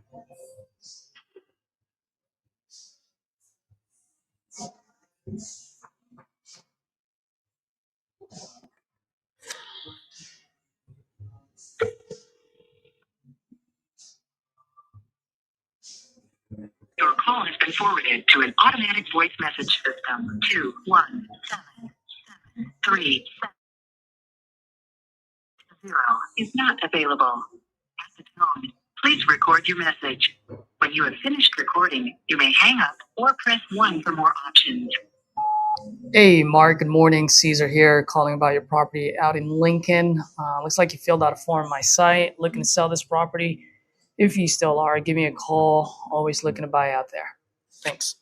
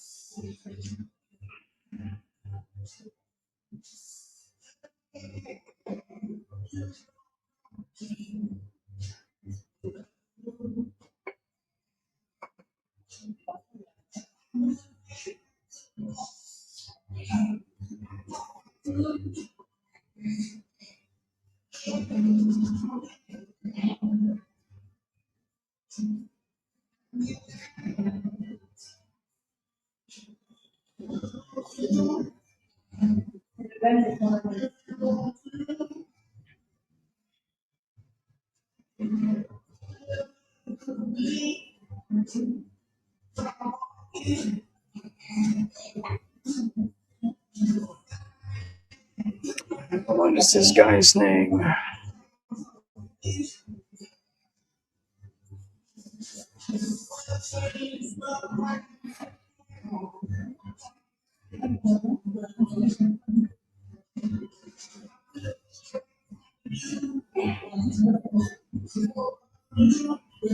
Bruce. Then why is it fucking ass backwards? Fucking A.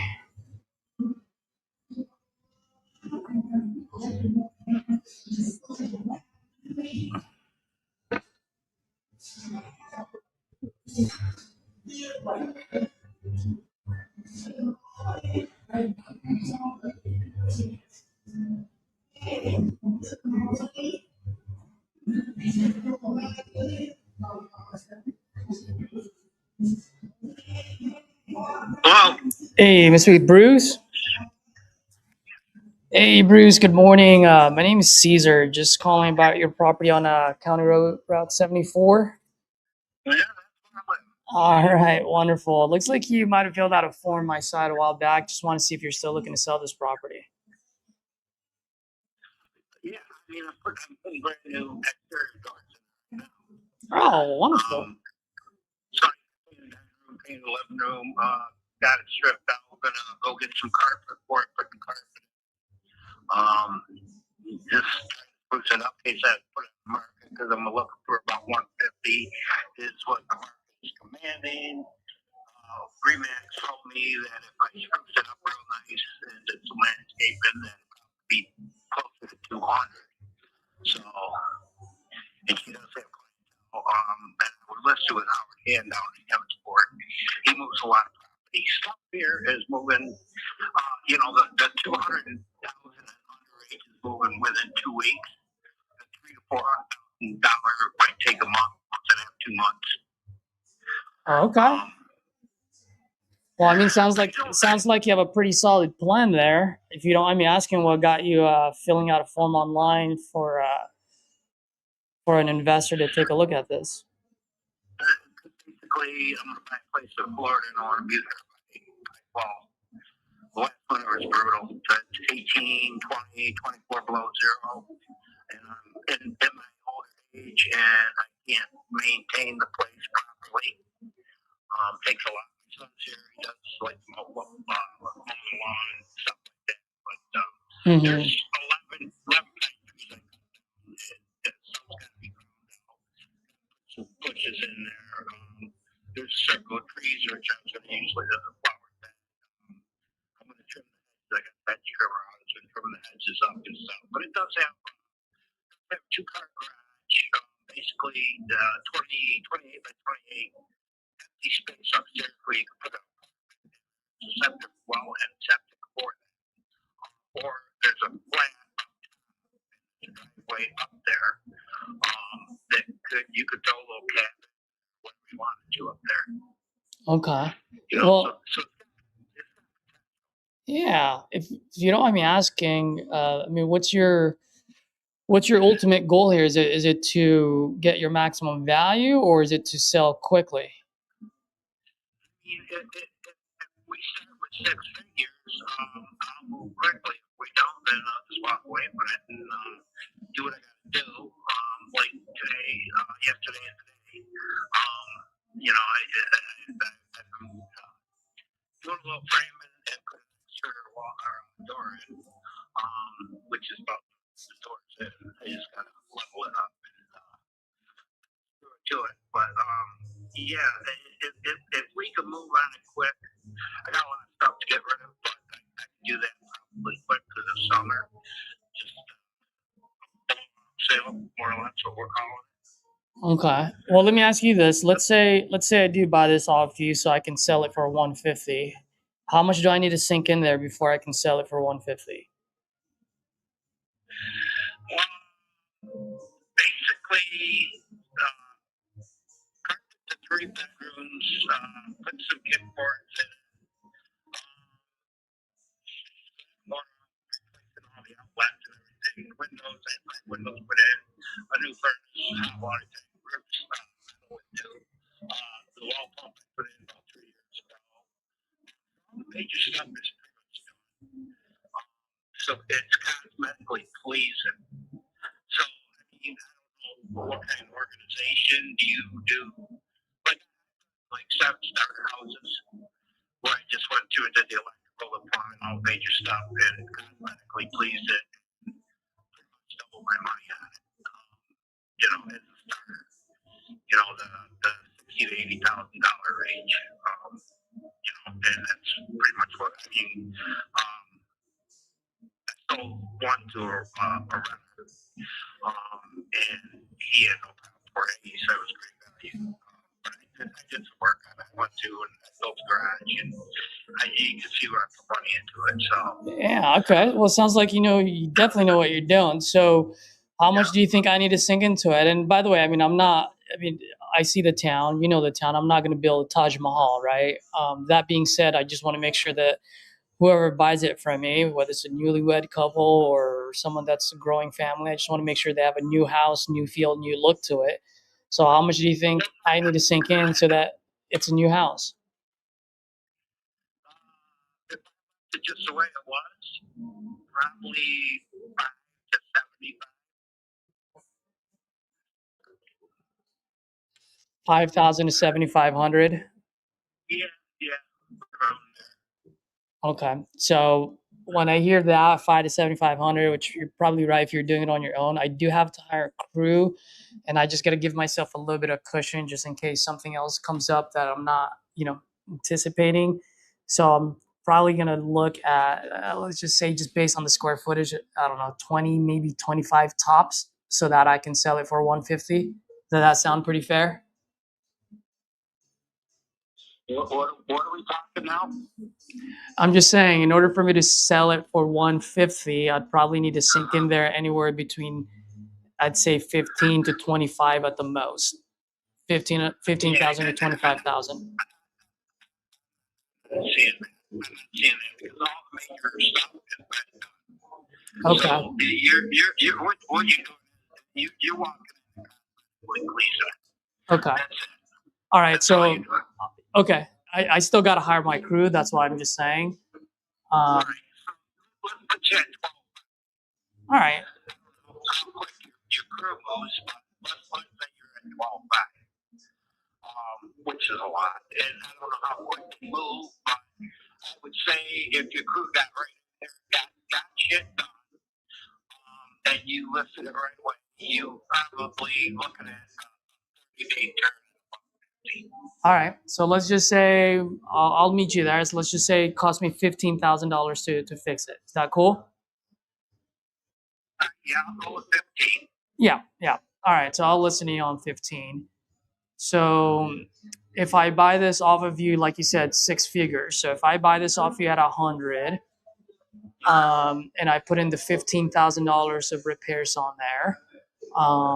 Now I also have closing costs times 2 because I got to buy, when I buy it off you, I'm paying for that. And then when I sell it, I'm paying for that in realtor fees. And I've got my business expense, which I'm not going to bore you with all of those.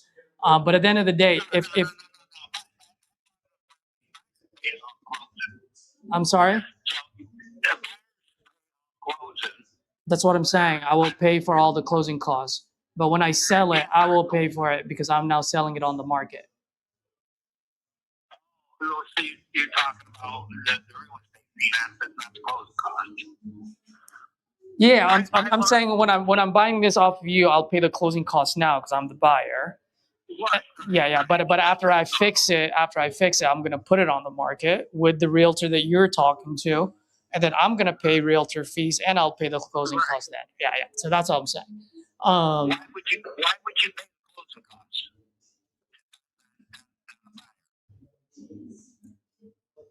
No. I'm saying when I sell it, I will be paying all the realtor fees for the closing costs. Yeah. Because I've never paid my real estate lawyer. I've done 7 properties, including 2 that basically pure property. I was going to do a little development. Just put them real quick for a quick profit. And did you buy them off market? Yeah, actually I did. Well, that's what I'm saying. So you and I are saying the same thing. Like on off market, you're 100% right.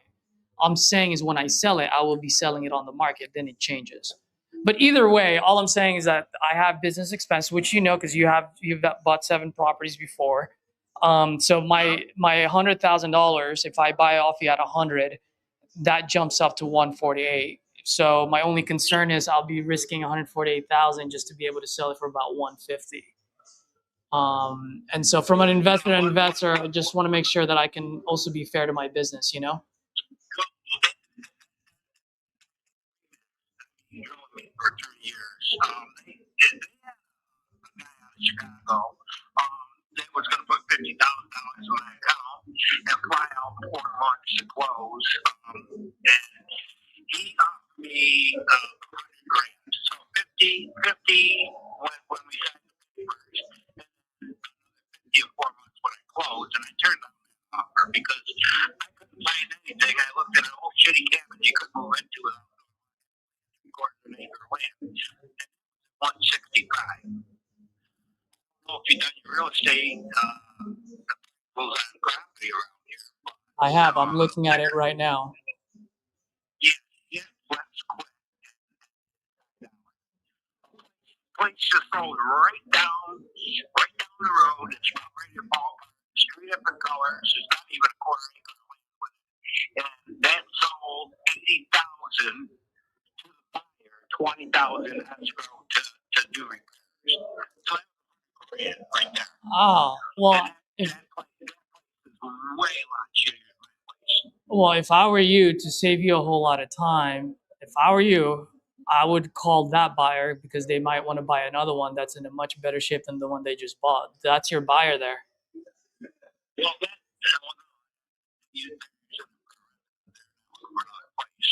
Okay. I'm just saying because I do that too, Bruce. Like when I see something like that happen, I'm like, ooh, screw the realtor. I'll just go knock on that door. Maybe they want to buy another house. You know what I mean? So yeah, man. I just foreclosure.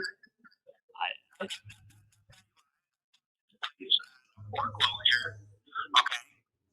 So I worked it for 4 months. Under the original PO. And I moved in on Saturday. Saturday and Sunday I was sitting here with a guy who sold 4 acres. So I recouped some of my money back on that. Mm-hmm. And I'll be quite honest with you. Other than little repairs here and there, which is not a lot, but I paid 26 for the 4 acres because nobody wanted it anyway. So I just said, yeah, $6 grand that'll work. Boom, I got some money. So legitimately price, 20 grand. Mm-hmm. But the market is I just looked at some posts and they're saying that the Finger Lakes region is one of the hottest markets in the country. There's a lot of people here. You all, there's a lot of BFT because of New York City grabbing everything. And within 2 weeks, there's 15, 20 you all moving in. And what it's come down to is the inventory so low that people are now the raw property and cutting the trees down and building a house because there's really nothing to buy like up in the $350,000, $400,000 range. Yeah. Well, Bruce, if you don't mind me asking, at the end of the day, I mean, just out of respect from investor to investor, I mean, there's no way I would pay 6 figures for this just because I can only resell it for about 150. If you don't, Rochester is telling me that if I screws it up, and she's took a look at it, she's had climbed up the property in the past. And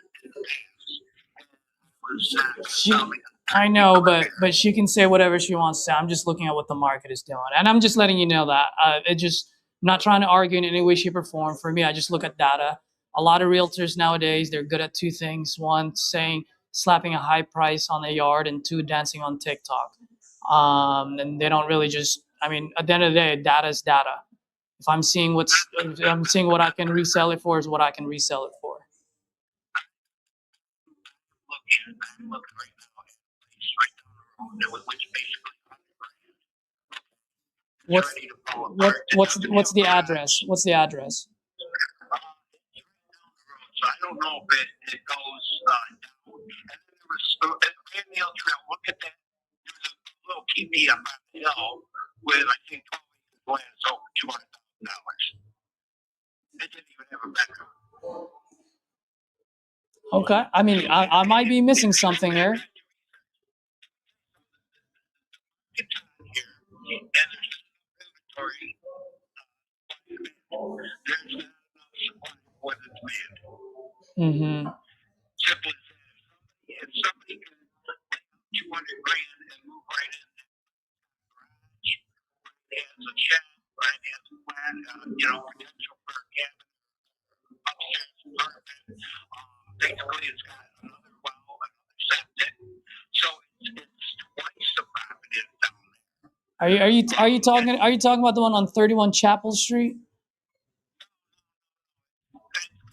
74, right down the street from me. So it will go down maybe 73 something. It's just so.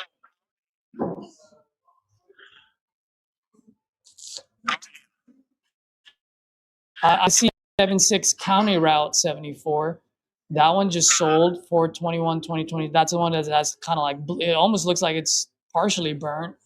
That one sold for 50,000. I don't see the one that you're talking about. I mean, if you show that to me, like I said, I'm just reacting to what the market's telling me. If you find me something that points to that number, I don't mind paying that price. I mean, it's well within my price range. I just got to make sure that it makes sense, you know? Yeah. What was that? Yeah. Then yeah, I would have to be around that range too. Look at the trail. And there were 3 properties that sold them. The signs went up, the signs came down. Waldo Road, there was 10 acres of marsh with a roof falling in and the windows all broken out and the garages are out there. Just no driveway and it's all weeds and it's sold with the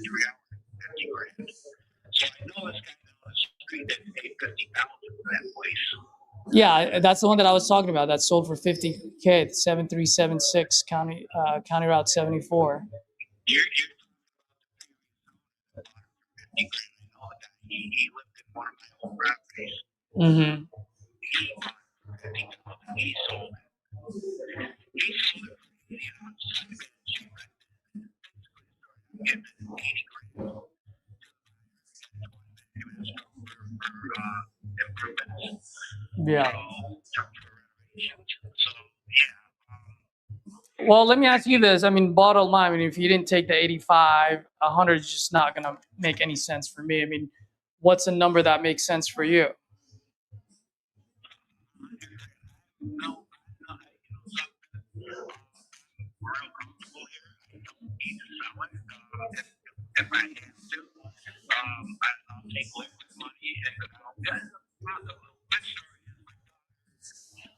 with her stuff, and she's having a tough time. And basically, her mom up and moved to Michigan, and she's down there for herself. Mm. And you know, I'm funneling money and trying to help her out, and I just don't like my daughters or granddaughters stuff. So I just don't like it. So a spot where I could help for 7 months, and spend some time with them and help her out, you know, and just be there for her. And that's the only reason I would go to Florida. And other than that, I would sit here. But I am going to continue the renovations on this place. And basically, the more I do, the more it's worth. So, I think that would be your best bet.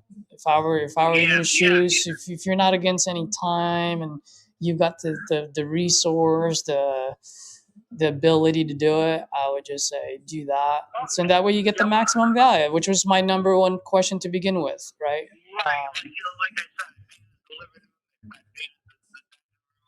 Yeah. basically, I'm waiting for cars to come in so I can put the cars delivered. And basically, then I'm gonna start with do the kitchen. I'm gonna paint the top with the wainscot on. It's basically beautiful handmade cabinet.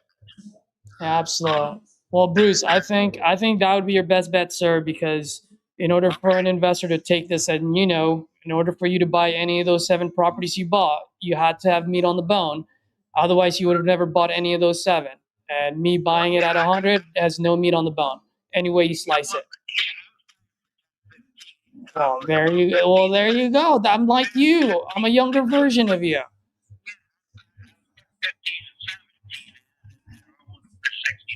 Well, there you go. That's how I like it. And at that price point that you're giving me, it's not it. You would never buy this at that price point. But Bruce, it was a pleasure, sir. If you change your mind and if the market doesn't pan out for you, give me a call. Let me know. It's gonna change or not. It's been 3 years. You know the bubble burst, but I don't think that the way things are going right now, I see houses going up all over the place on every hill. Matter of fact, there's a new house right now you can buy for 200 grand, 16 acres up Bull Hill Road. It's under Howard Hanna. It's not finished. My nephew's building it. He's gonna come up. He's gonna put concrete for it and well, septic and electric. But basically, the shell was built and it was way overkill. Everything is just rugged on it. So if you want to buy that for 200, put 100 in it, you could get about 450 for it. You know, so there's an opportunity. Look up Howard Hanna in Wheeler, New York, and take a look at the property. I will. Well, Bruce, if you don't mind, I'll have my CRM reach out to you once a month, just a quick hello text. You don't have to respond back to it. Hopefully, you never have to respond because that means you sold it.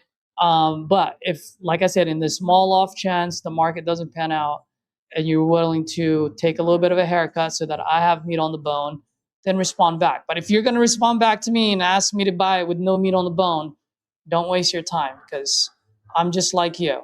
I like to buy them cheap. All right. Yeah, I think if you spruced it up, you would get close to 200. And yeah, I know you can think whatever you want to think, but at the end of the day, I'm looking at the data points that's available to me, and all data points to 150. That's all I got to say. Bruce, it was a pleasure, sir. You have a good one. Okay, bye.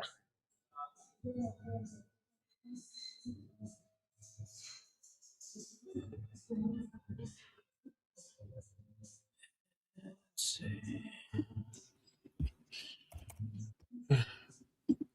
That guy was selling hard. I was hearing bits and pieces of it. Yeah. There was no emotions for that guy. Little here and there, it'll come out on why he was selling them. They're just not. No.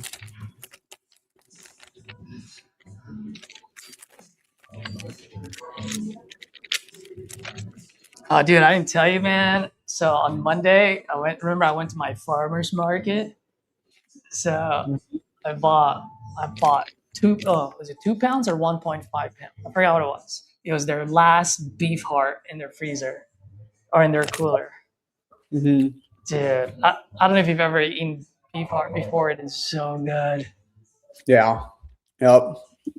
You say it I was the love last one? beef heart, liver. What was that? I don't know about liver, man.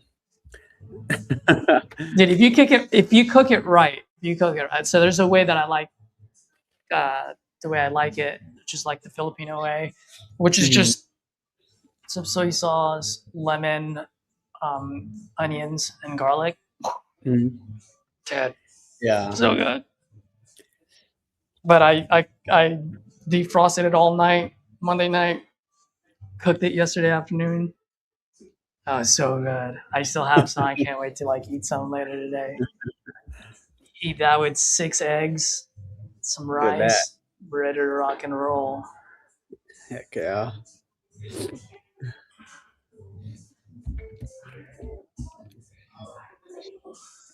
Definitely see she answers.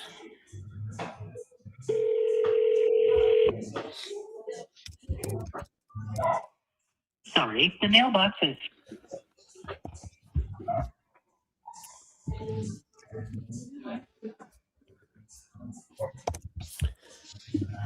Okay, let's see.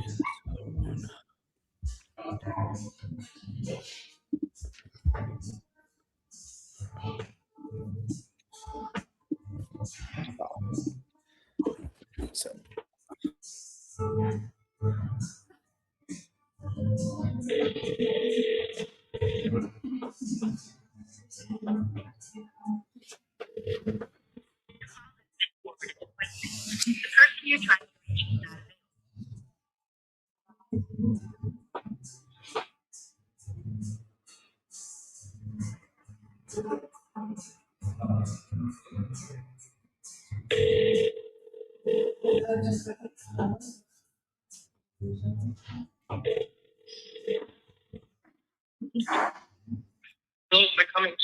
Hey, Mike. Good afternoon. My name is Caesar. Just calling about your property on Blackhawk out in South Elgin. Are you still looking to sell that property? Say that again. I'm sorry. Yeah, I was just calling about your property on Blackhawk Drive. Looks like you filled out a form on my site a while back. Just want to see if you're still looking to sell that property. No. So I'll take care of it. Oh, Thank you so much for nice. calling. Is it, if you don't mind me asking, did you sell it already or? Yeah. Oh, nice. Was it close and funded or just under contract? I'm sorry. What did you say? Oh, I was asking, has it been closed and funded or just under contract? Close and funded. Yeah. Oh, wonderful. All right, man. I'll take you off my list. All right. Thanks, bud. Thank you, sir. Appreciate it. Bye. Bye-bye. Refund, baby.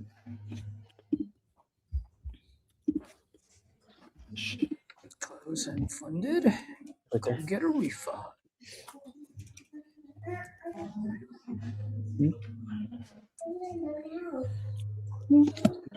yep.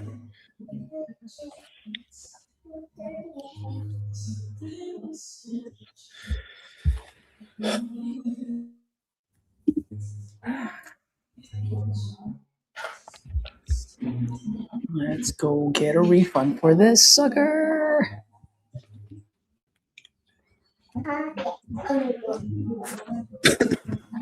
Oh, I hear her now. She getting picked up by grandma today or no? Nah, not today. Yeah, it was like pouring outside. I was like, just stay in.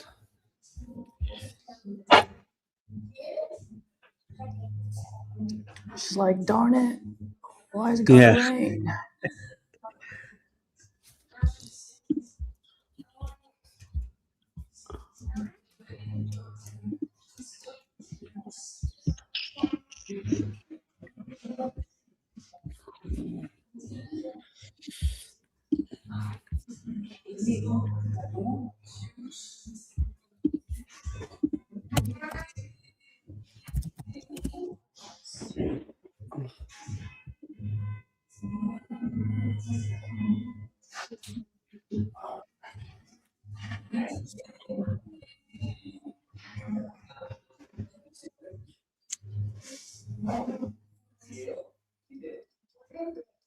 Fuck, come on.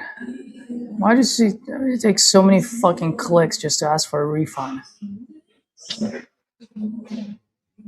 He's making it more fucking difficult.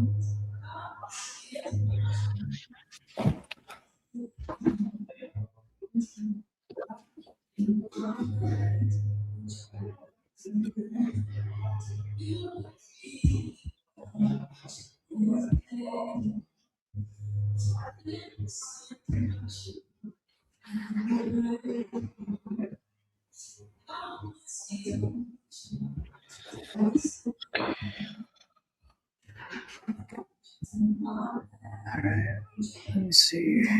Did I get any emails? Who is this? Purchase agreement, titanium. Okay, cool. And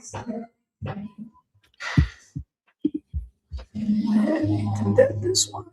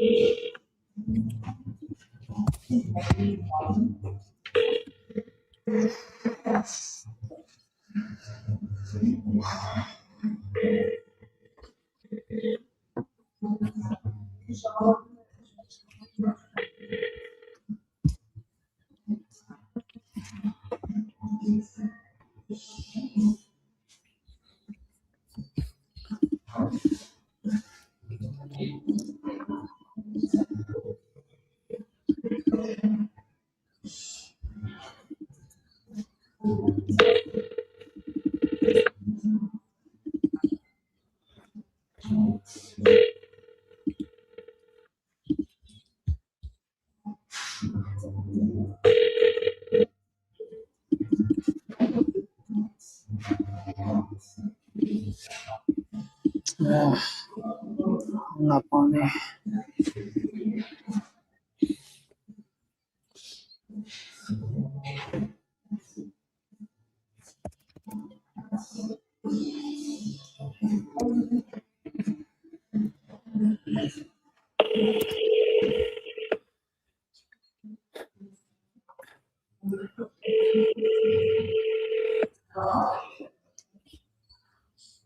Hello.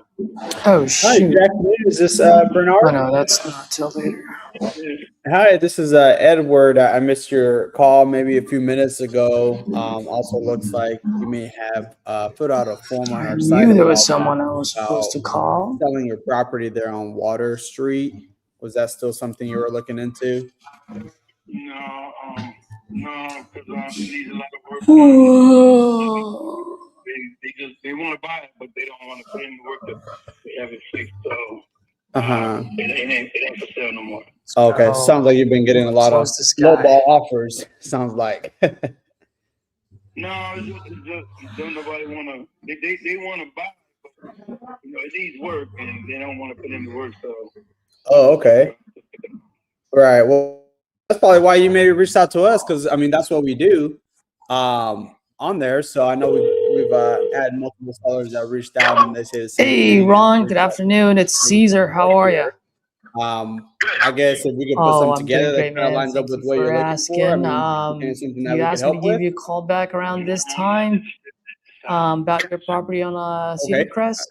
All right. So I guess are you just gonna fix it Yeah, up you still yourself, looking to or sell what kind that of plan property? there? Yes, we are. Oh, my man. I'm glad I called. How much you looking to get for it? Okay. Well, I mean, if things change, let me know. I mean, look I like was you put asking out. how much you looking to Well, get quick for question, it. because you did fill out the form. I guess what was it in the first place that made you want to reach out to us? Oh, we want does need some work, needs a roof. It's a 3-bedroom, 1 bath, 2-car garage, split-level ranch. I was asking for.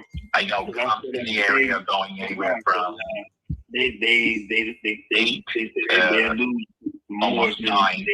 I've been told Mhm. that I would probably Oh, okay. around. And was this like a property you were living in, or was this more like a fix and flip project that had going on? I was living in. Just Oh, okay. feel as Are y'all still living there, or is it just vacant? Okay. Okay. And you say you've been And the only told reason I'm by a asking is, like I said, it realtor, sounds by- like, I mean, it sounds like you still want to say it's just that you haven't found the right buyer. So that's why I'm like trying to see if maybe I could be that guy that could help you out here. Reaching out to So I mean, what? companies too, so trying to do my due diligence and see, Okay. Well, if you're looking for a buyer, cash buyer, buy as is, well, let me know. This weekend, and then the person But coming on alrighty. Monday, check the property out and stuff like that. So Absolutely. Well, I mean, just to let you know, I am a serious buyer and I do like buying out there. That being said, I mean, if we do agree on a price, is this something that you're going to be willing and able to move forward with, or is this more of you're fishing out there? And no, I definitely want to be, the background story of the house is it's my mother's house. It's in a trust with my name on it. She's in a nursing home right now. She's not coming out. She just got approved for chronic Medicaid, so she is not coming out. A brother that lives in the house, and we've agreed that we want to sell it. So we're just, we definitely want to sell it. So that's where we're at right now. If it takes, a month or so or whatever, we're like, we do definitely want to sell it. got it. Okay. And you guys do have the ability to sell it, even though your mom's still alive, right? Just want to make sure. Yep. Okay. Yeah, we have the house is in an irrevocable trust. It's been in a trust for 15 years. So, according, I spoke with my lawyer who did the trust. She said, yes, we can sell it, basically anytime after the 5 years, but, she was still in it up until about a year and a half ago. So we didn't want to do that.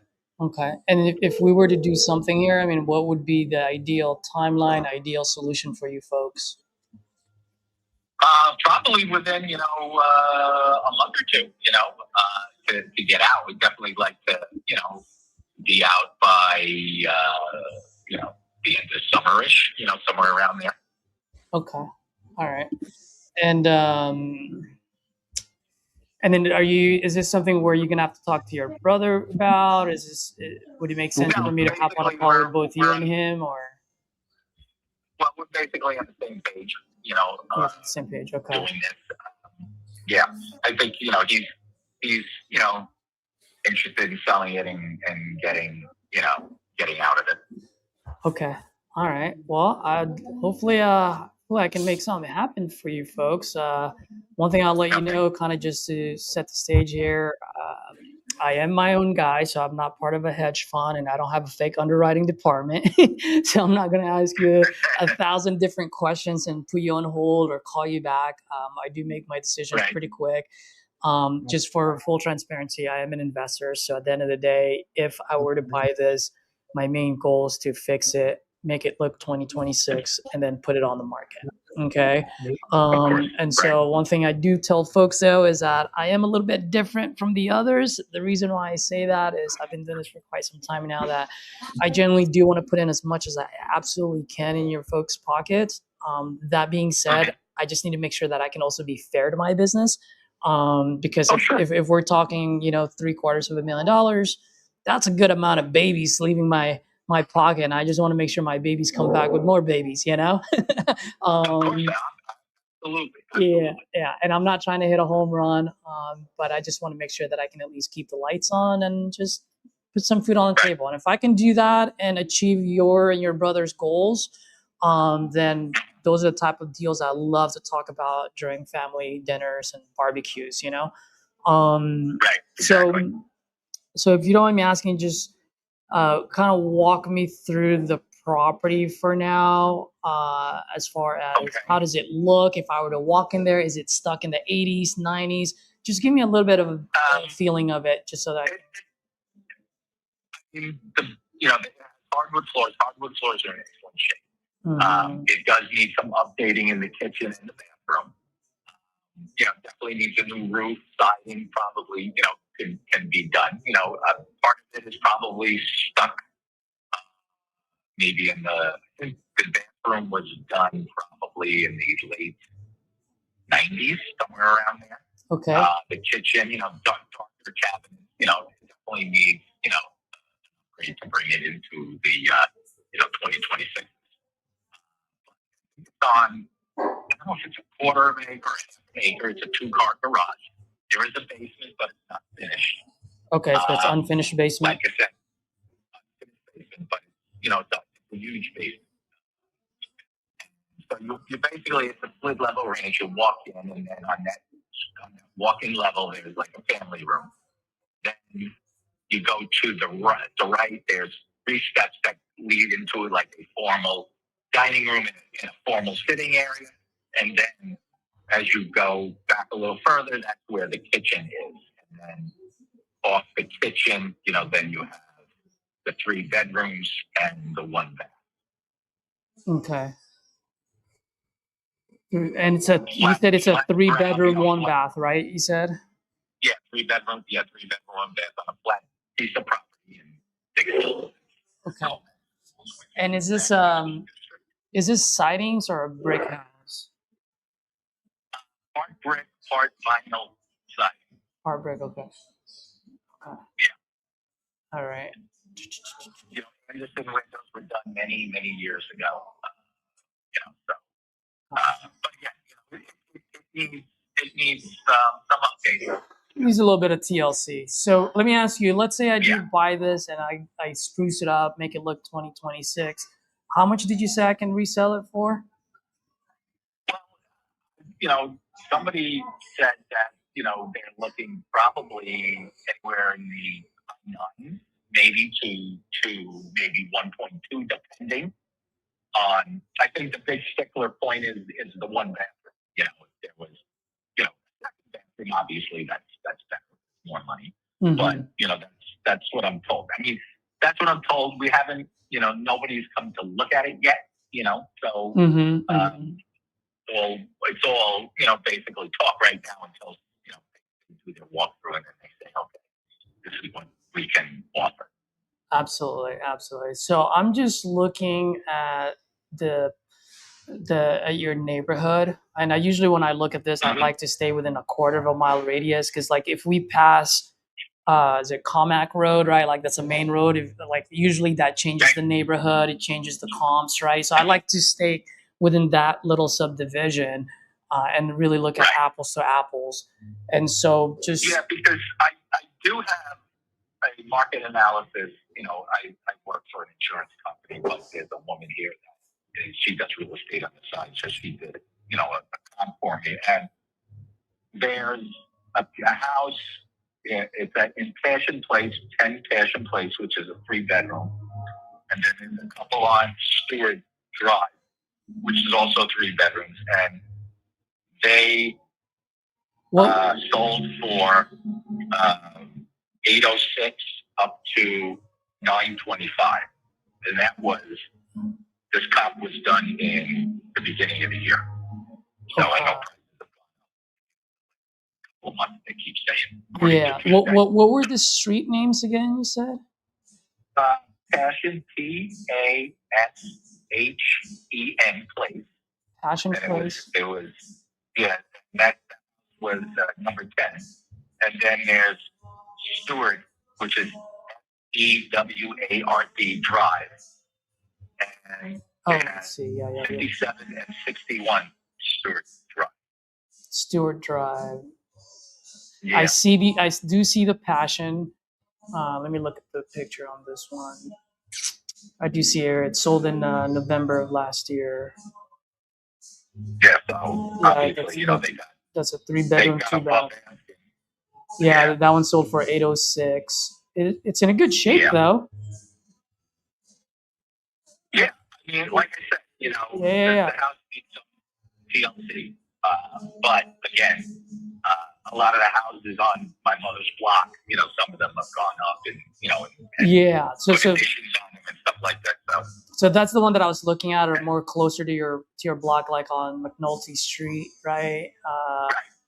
Katona Place. There's one on Katona, 3 Katona Place. It did sell for $935. That's the most expensive one, but that's a 4-bedroom, 3-bathroom, right? So obviously, I can't really give your mom's house a $900 because that has an extra bedroom, bathroom. It is much bigger as well.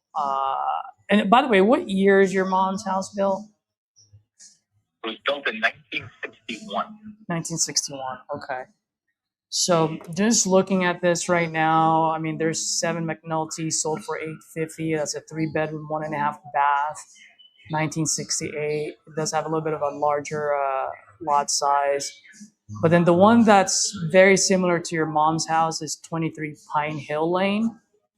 3-bedroom, 1 bath, 14,800 square feet lot. I think you guys 14,375.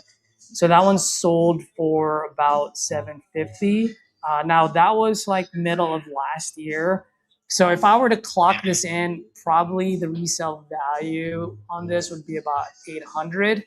Is what I'm, just kind of like on a safe side. Now, can I get lucky and sell it in mid 800, high 800? Perhaps. But right now, just based on what I'm looking at as a safe bet, would be like low 800,000 is the resale value once it's fixed.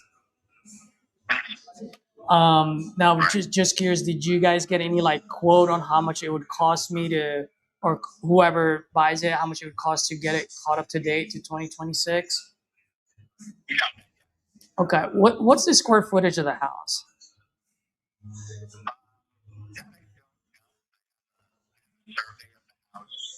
was done a while back. All that information. Unfortunately, I'm in my office right now. I'll be home later. No worries. Yeah. Would you say, just for now, just for shits and giggles, would you say it's about 1,500, 1,600 square feet, maybe 2,000 tops? Yeah, I would say probably between maybe 1,800 square feet. Anywhere between there. I would say what you said, probably. Okay. And by the way, the only reason I'm asking all these questions is I'm just trying to kind of get a pulse on what I can do, right?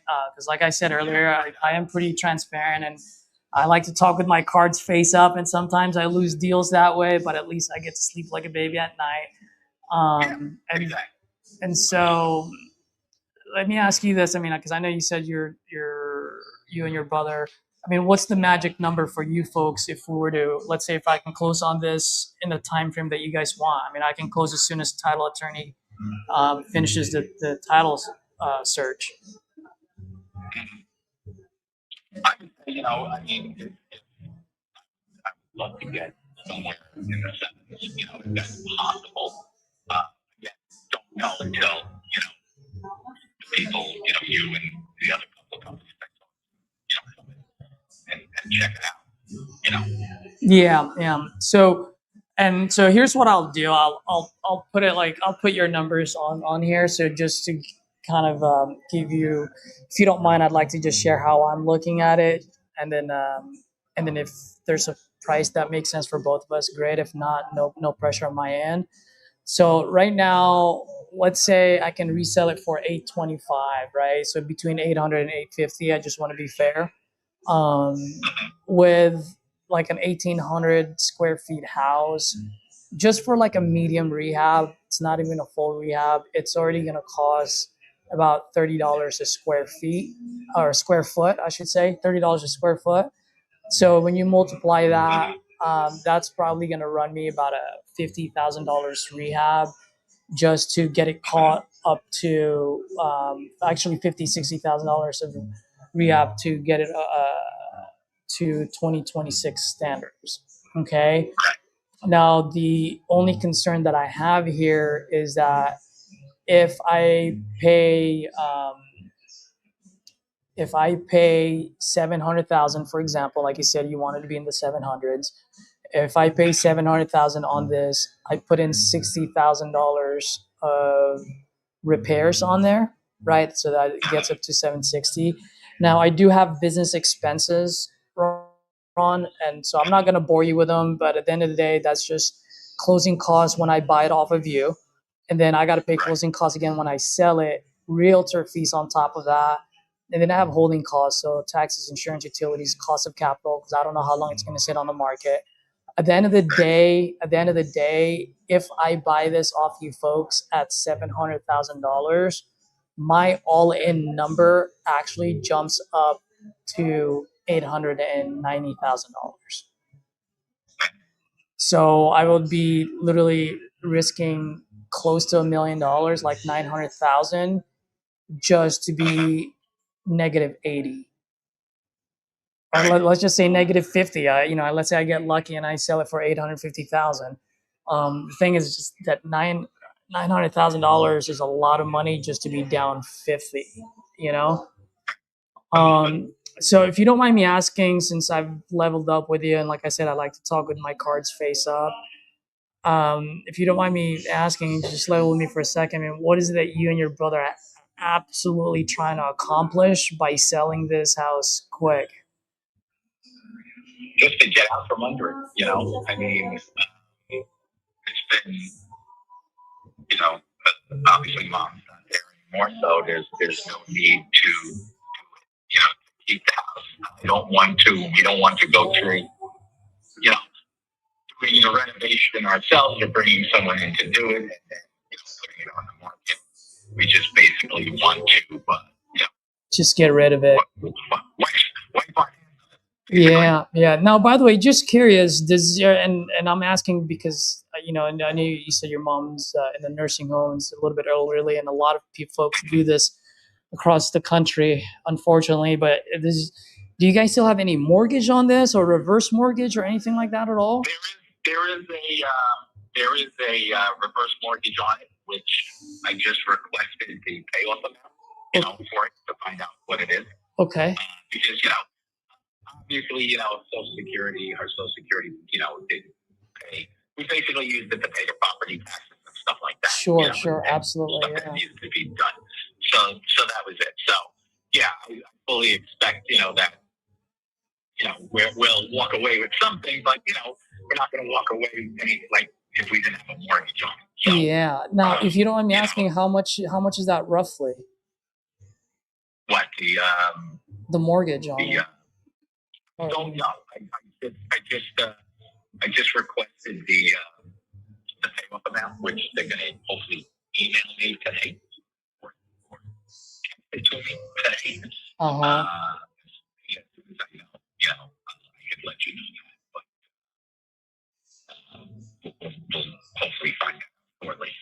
Okay. I mean, the reason why I'm asking that, Ron, is because if we know how much you guys owe, and like if I can make an offer where you and your brother walk away with something, and then I'm the one that's going to be taking the risk and lifting the hammer, And like I said earlier, I'm not trying to hit a home run. It's just at the end of the day, after paying off the reverse mortgage, putting some money in your folks' pocket, it's going to be over $500,000, and I just need to be able to see some return with that much money out there.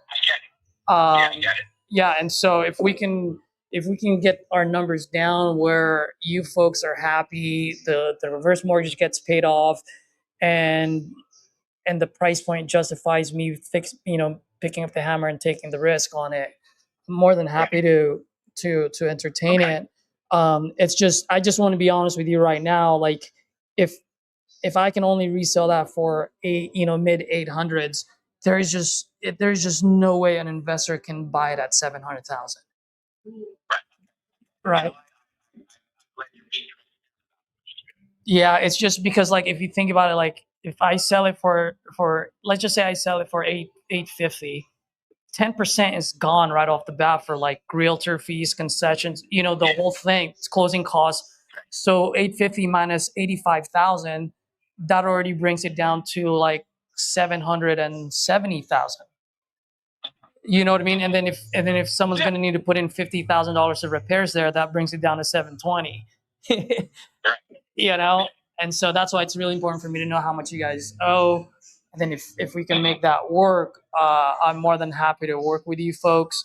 One thing I'll tell you too, by the way, just to let you know for full transparency as well, I am part of a huge network. I actually have my YouTube channel as well.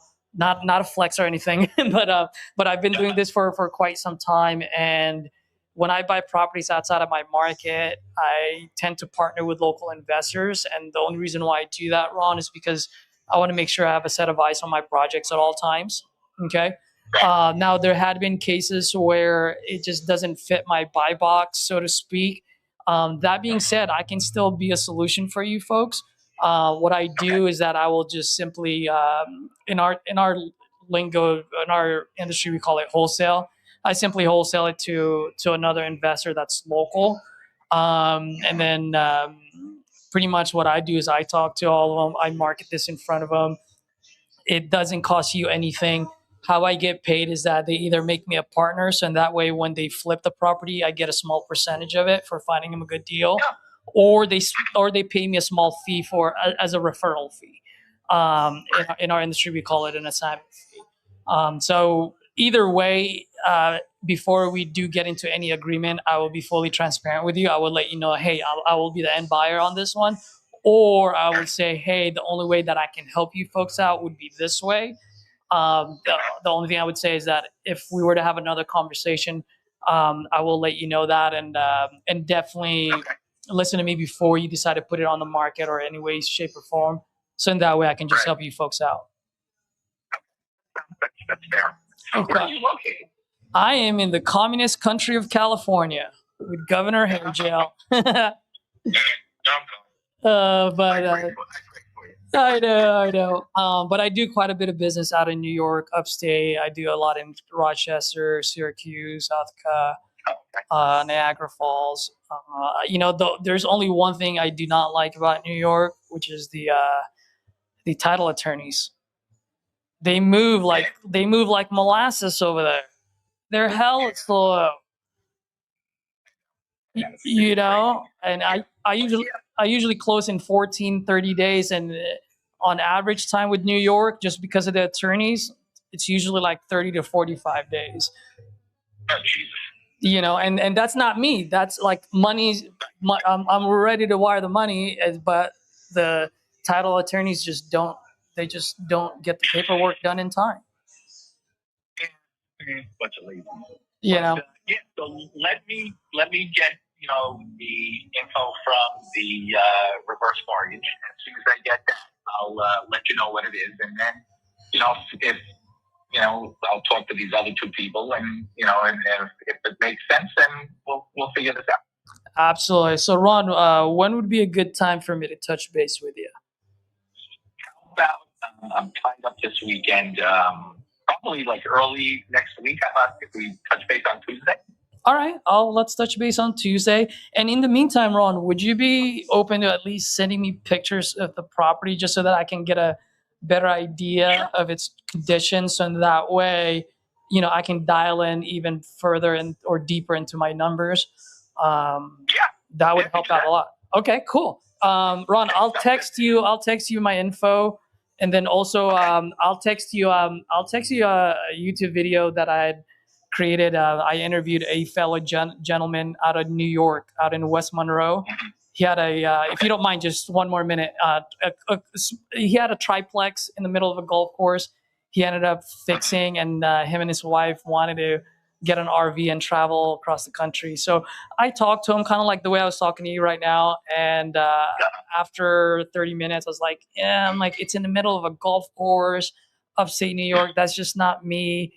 Realtors tried selling his triplex for 2.5 years, couldn't do it, went through 4 realtors. And I saw the opportunity from a cash flow standpoint. I said, hey, look, I think I have 3 guys that would be interested in this. Give me 7 days. And I told him up front, I'm not going to be your end buyer. And I moved it for him in 7 days. So yeah, I'll send you that channel or that video just so that you have a face of the name. At least you know who you're dealing with. That sounds great. Yep. All right. Well, thank you, Ron. I appreciate you. Appreciate it. You have a good one. Sure. Take care. Bye. You too. Bye.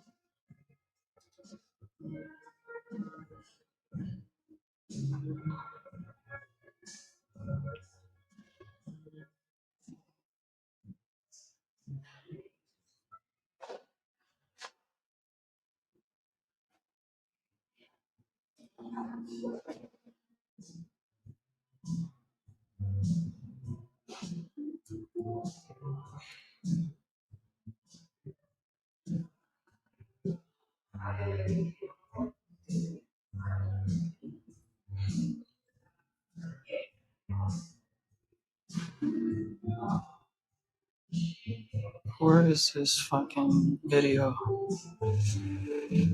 Oh, yeah.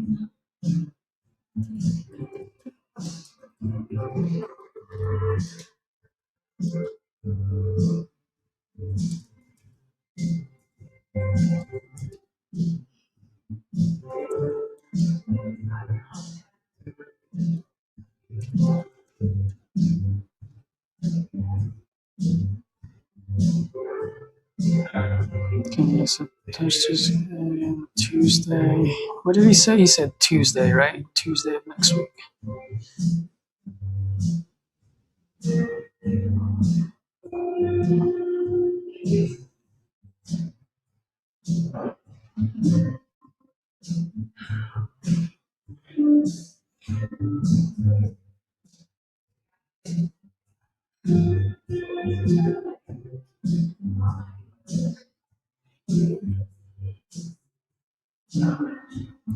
Edward, are you on the phone?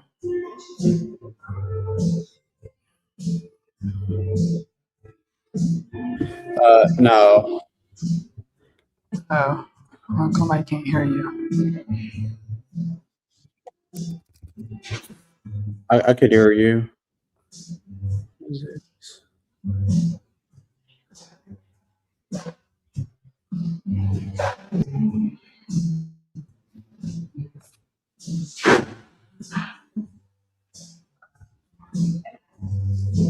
Edward, you're not on the phone, are you? No, I'm not on the phone. Oh, okay, dude. I was like, ah. No, you're good. Trying to handle some dispo stuff. Cool. Dude, I was doing good on that call, and then I fucking realized they had a freaking reverse mortgage. I was like, oh my gosh, there might not be a deal here, Yeah. depending on what the payoff amount is. I was like, oh, Yeah. I already saw the path in my head too. I was like, oh my gosh, this is gonna be good. No, that happened to me a few days ago. The one I was telling you about last time. Yeah. Potentially no deal here. All depend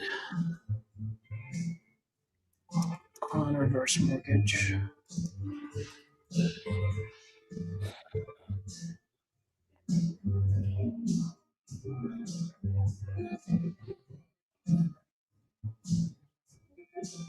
So, bro, you have a sec to discuss my epiphany, or should we talk about it later this afternoon? I was gonna wait for you. I was gonna wait either after we got off of here to hear it out, but yeah. So I'll tell you this now because I know you're good enough that it's not gonna sway you or influence you in any way, shape, or form. Because what I'm about to say, I don't want it to influence you in any way, shape, or form, right? Because we both have our own styles and so forth. So what I've realized, literally woke up at 3 o'clock in the morning,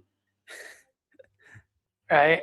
My mind was just wired. And if you had seen my Facebook post last night, you'd be like, you'd understand why.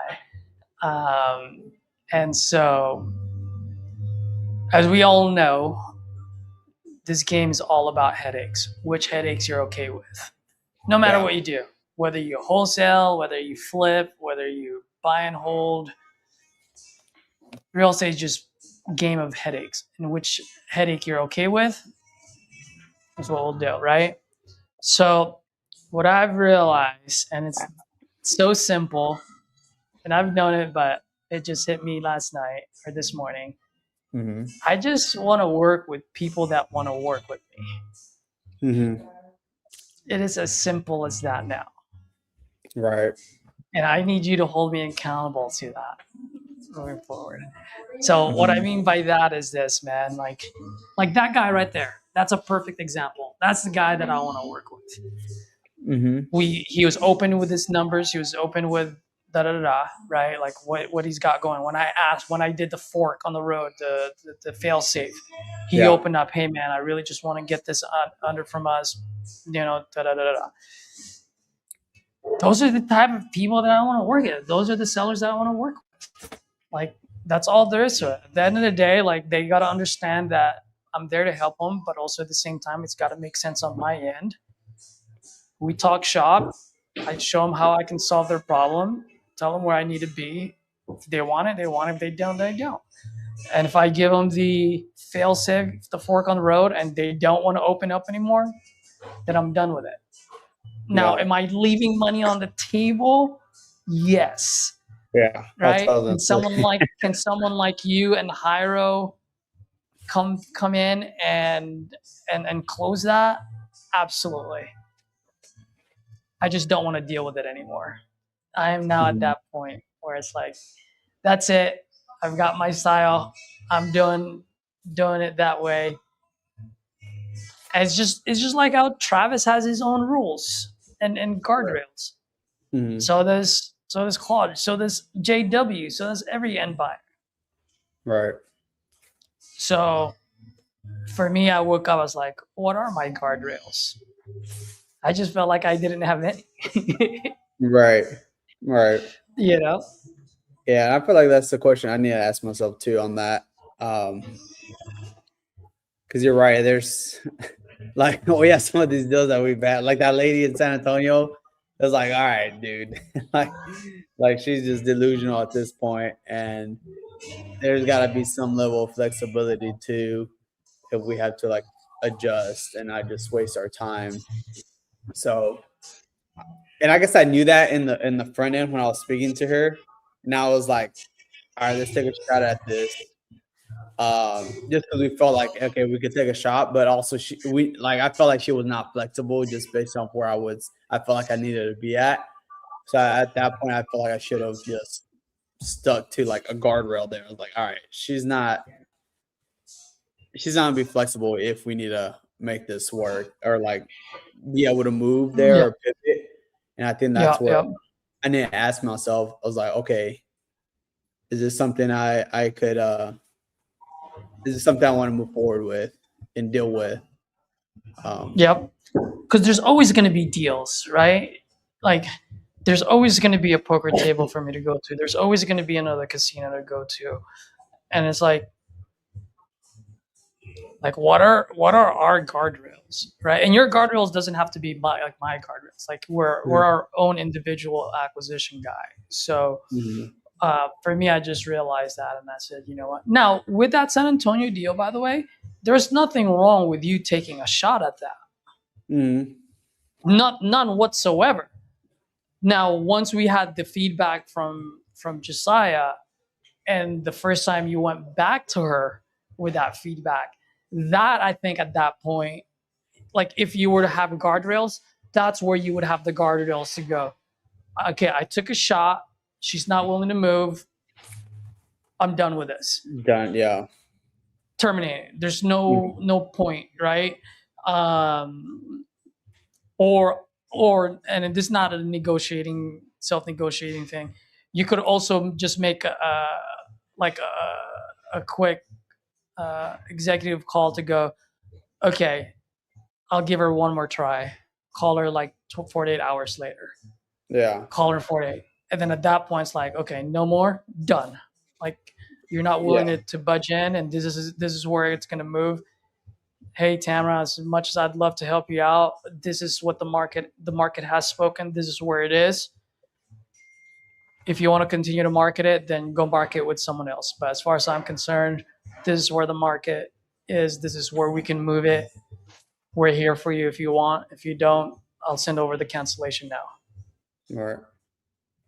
You Yeah. know? And it's like, then at that point, then you gave yourself a chance, a shot when you locked up the deal. You gave yourself a chance when you gave her the feedback, and then you gave yourself another chance just in case she comes back to earth in the 48 hours that she's on her own thinking about it. Mhm. And Yeah. at that point, if she still doesn't want to do it, done. You know. And I'm just using that as an example because you brought it up. Yeah. Yeah. But those are kind of just like what I was thinking at 3 o'clock in the morning. I'm like, guardrails. Like I know that's what I need to do. And part of us is just like, yeah, but we're leaving money on the table. And you know what? It's okay. We're Yeah. always gonna leave money on the table, no matter what. No matter what we do, we're always gonna leave money on the table. Yeah. Yeah. Yeah. That's so true. You know? Yeah, you're right. Because there's times where it's like, but what if? You know, like what if, or we could probably do this and do that. Sometimes it works, but there's times where it's like it's a pain in the ass. So Well, see, so that's the thing. So then now we have to look at sometimes it works, but most of the times it doesn't. So yeah, then you go, well, then is it worth all that risk for just sometimes yeah, versus most of the times? You yeah, know, we're now in a stage where we both know what we're doing. We both know how to acquire deals. We know the market well enough now. We can go in any state, any city we can comp. We're now at that point where, yeah, it's okay for us to put guardrails because we've already made all the damn mistakes. Yeah. We get it now. We know how deals move from one end to another. Yeah.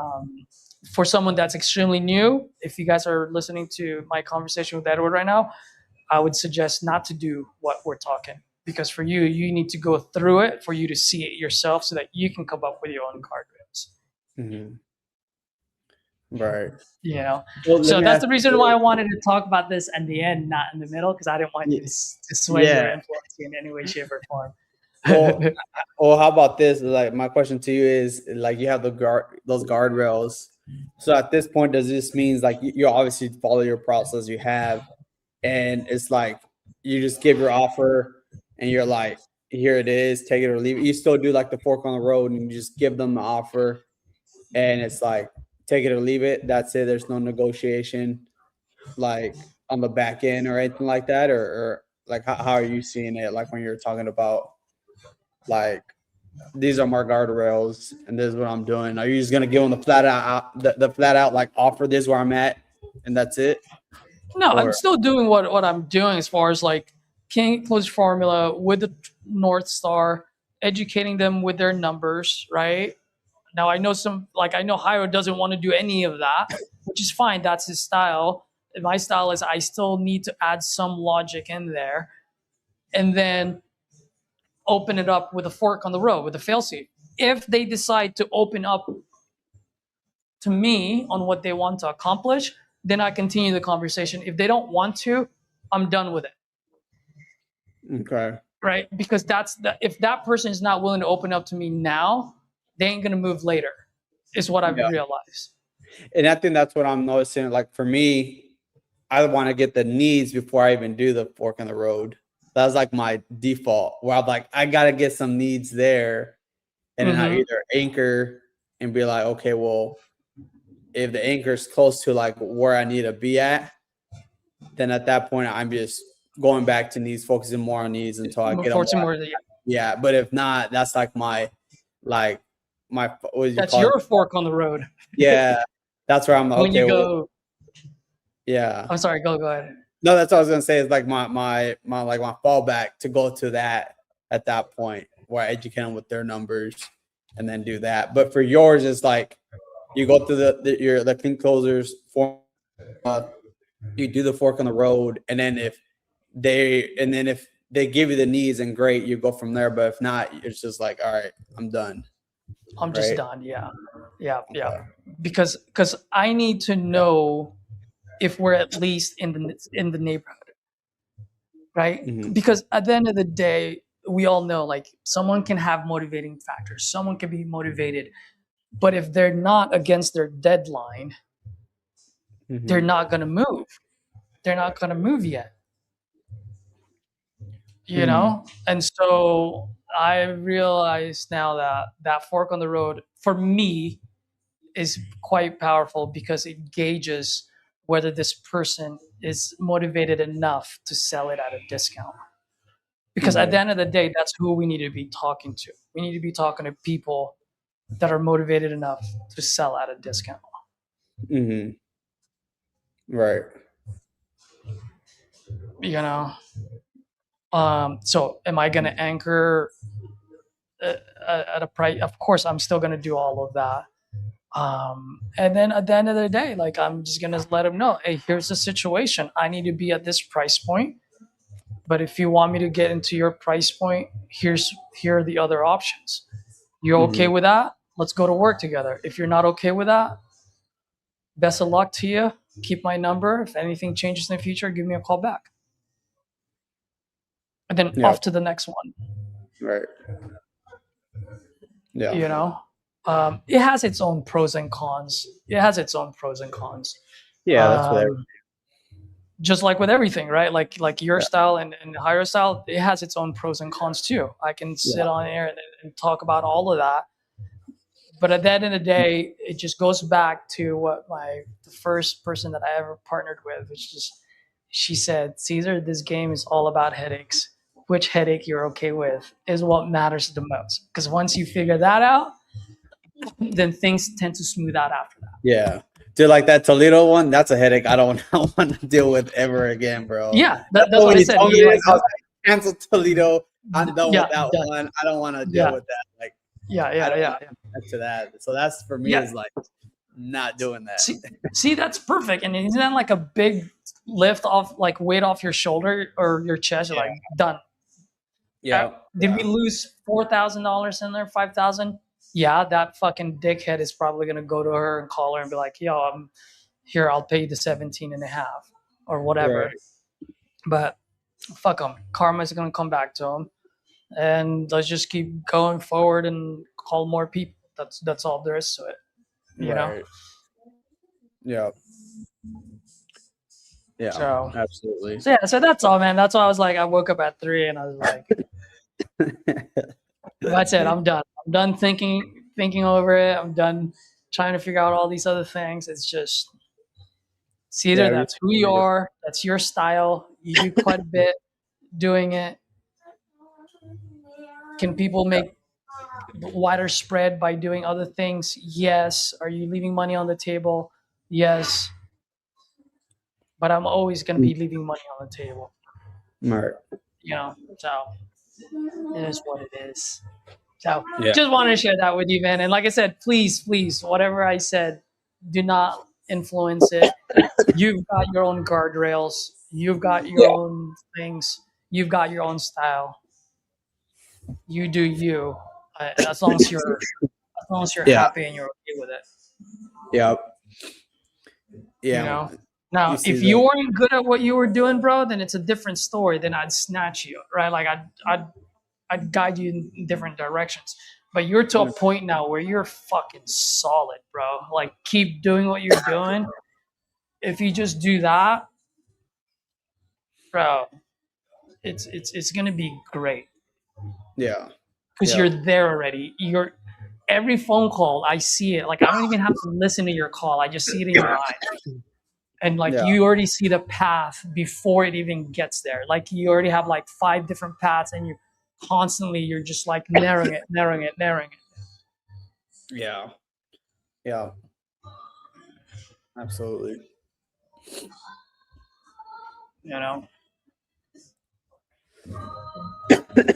But this is good. This is the reason why I did the Forge. This is what it's supposed to do. Or I'm supposed to find myself within it. Yeah. Yeah. And I like it too, since I've been on here. It's like I go back and think, I'm like, okay, this happened. I'm okay, I should start doing it. And I've been talking to you, and it's like, okay, well, I see what you're doing. I'm like, oh, okay, I could see how that could help me too. So I like that, because it's also helping me, which I told you why I wanted to do this too. Once you told me why you did it, I was like, yeah, man, I kind of want to see what that would look like on the other end there. So on the other end, and I can see it, because now I'm just like, I am starting to think more about like, man, yeah, like versus before. I don't know. I don't know. I think it's just because we're doing it with like that intention. So I think that's why too. Oh man, I don't know what's going on with me. And there's like a grain of coffee in there that I drank and it's like stuck back there.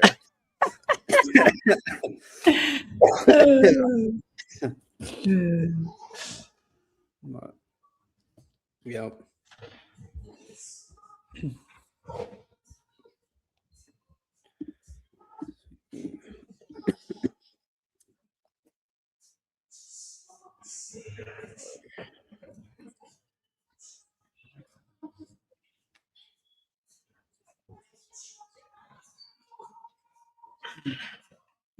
All right, I'm gonna go outside real quick, get some sun.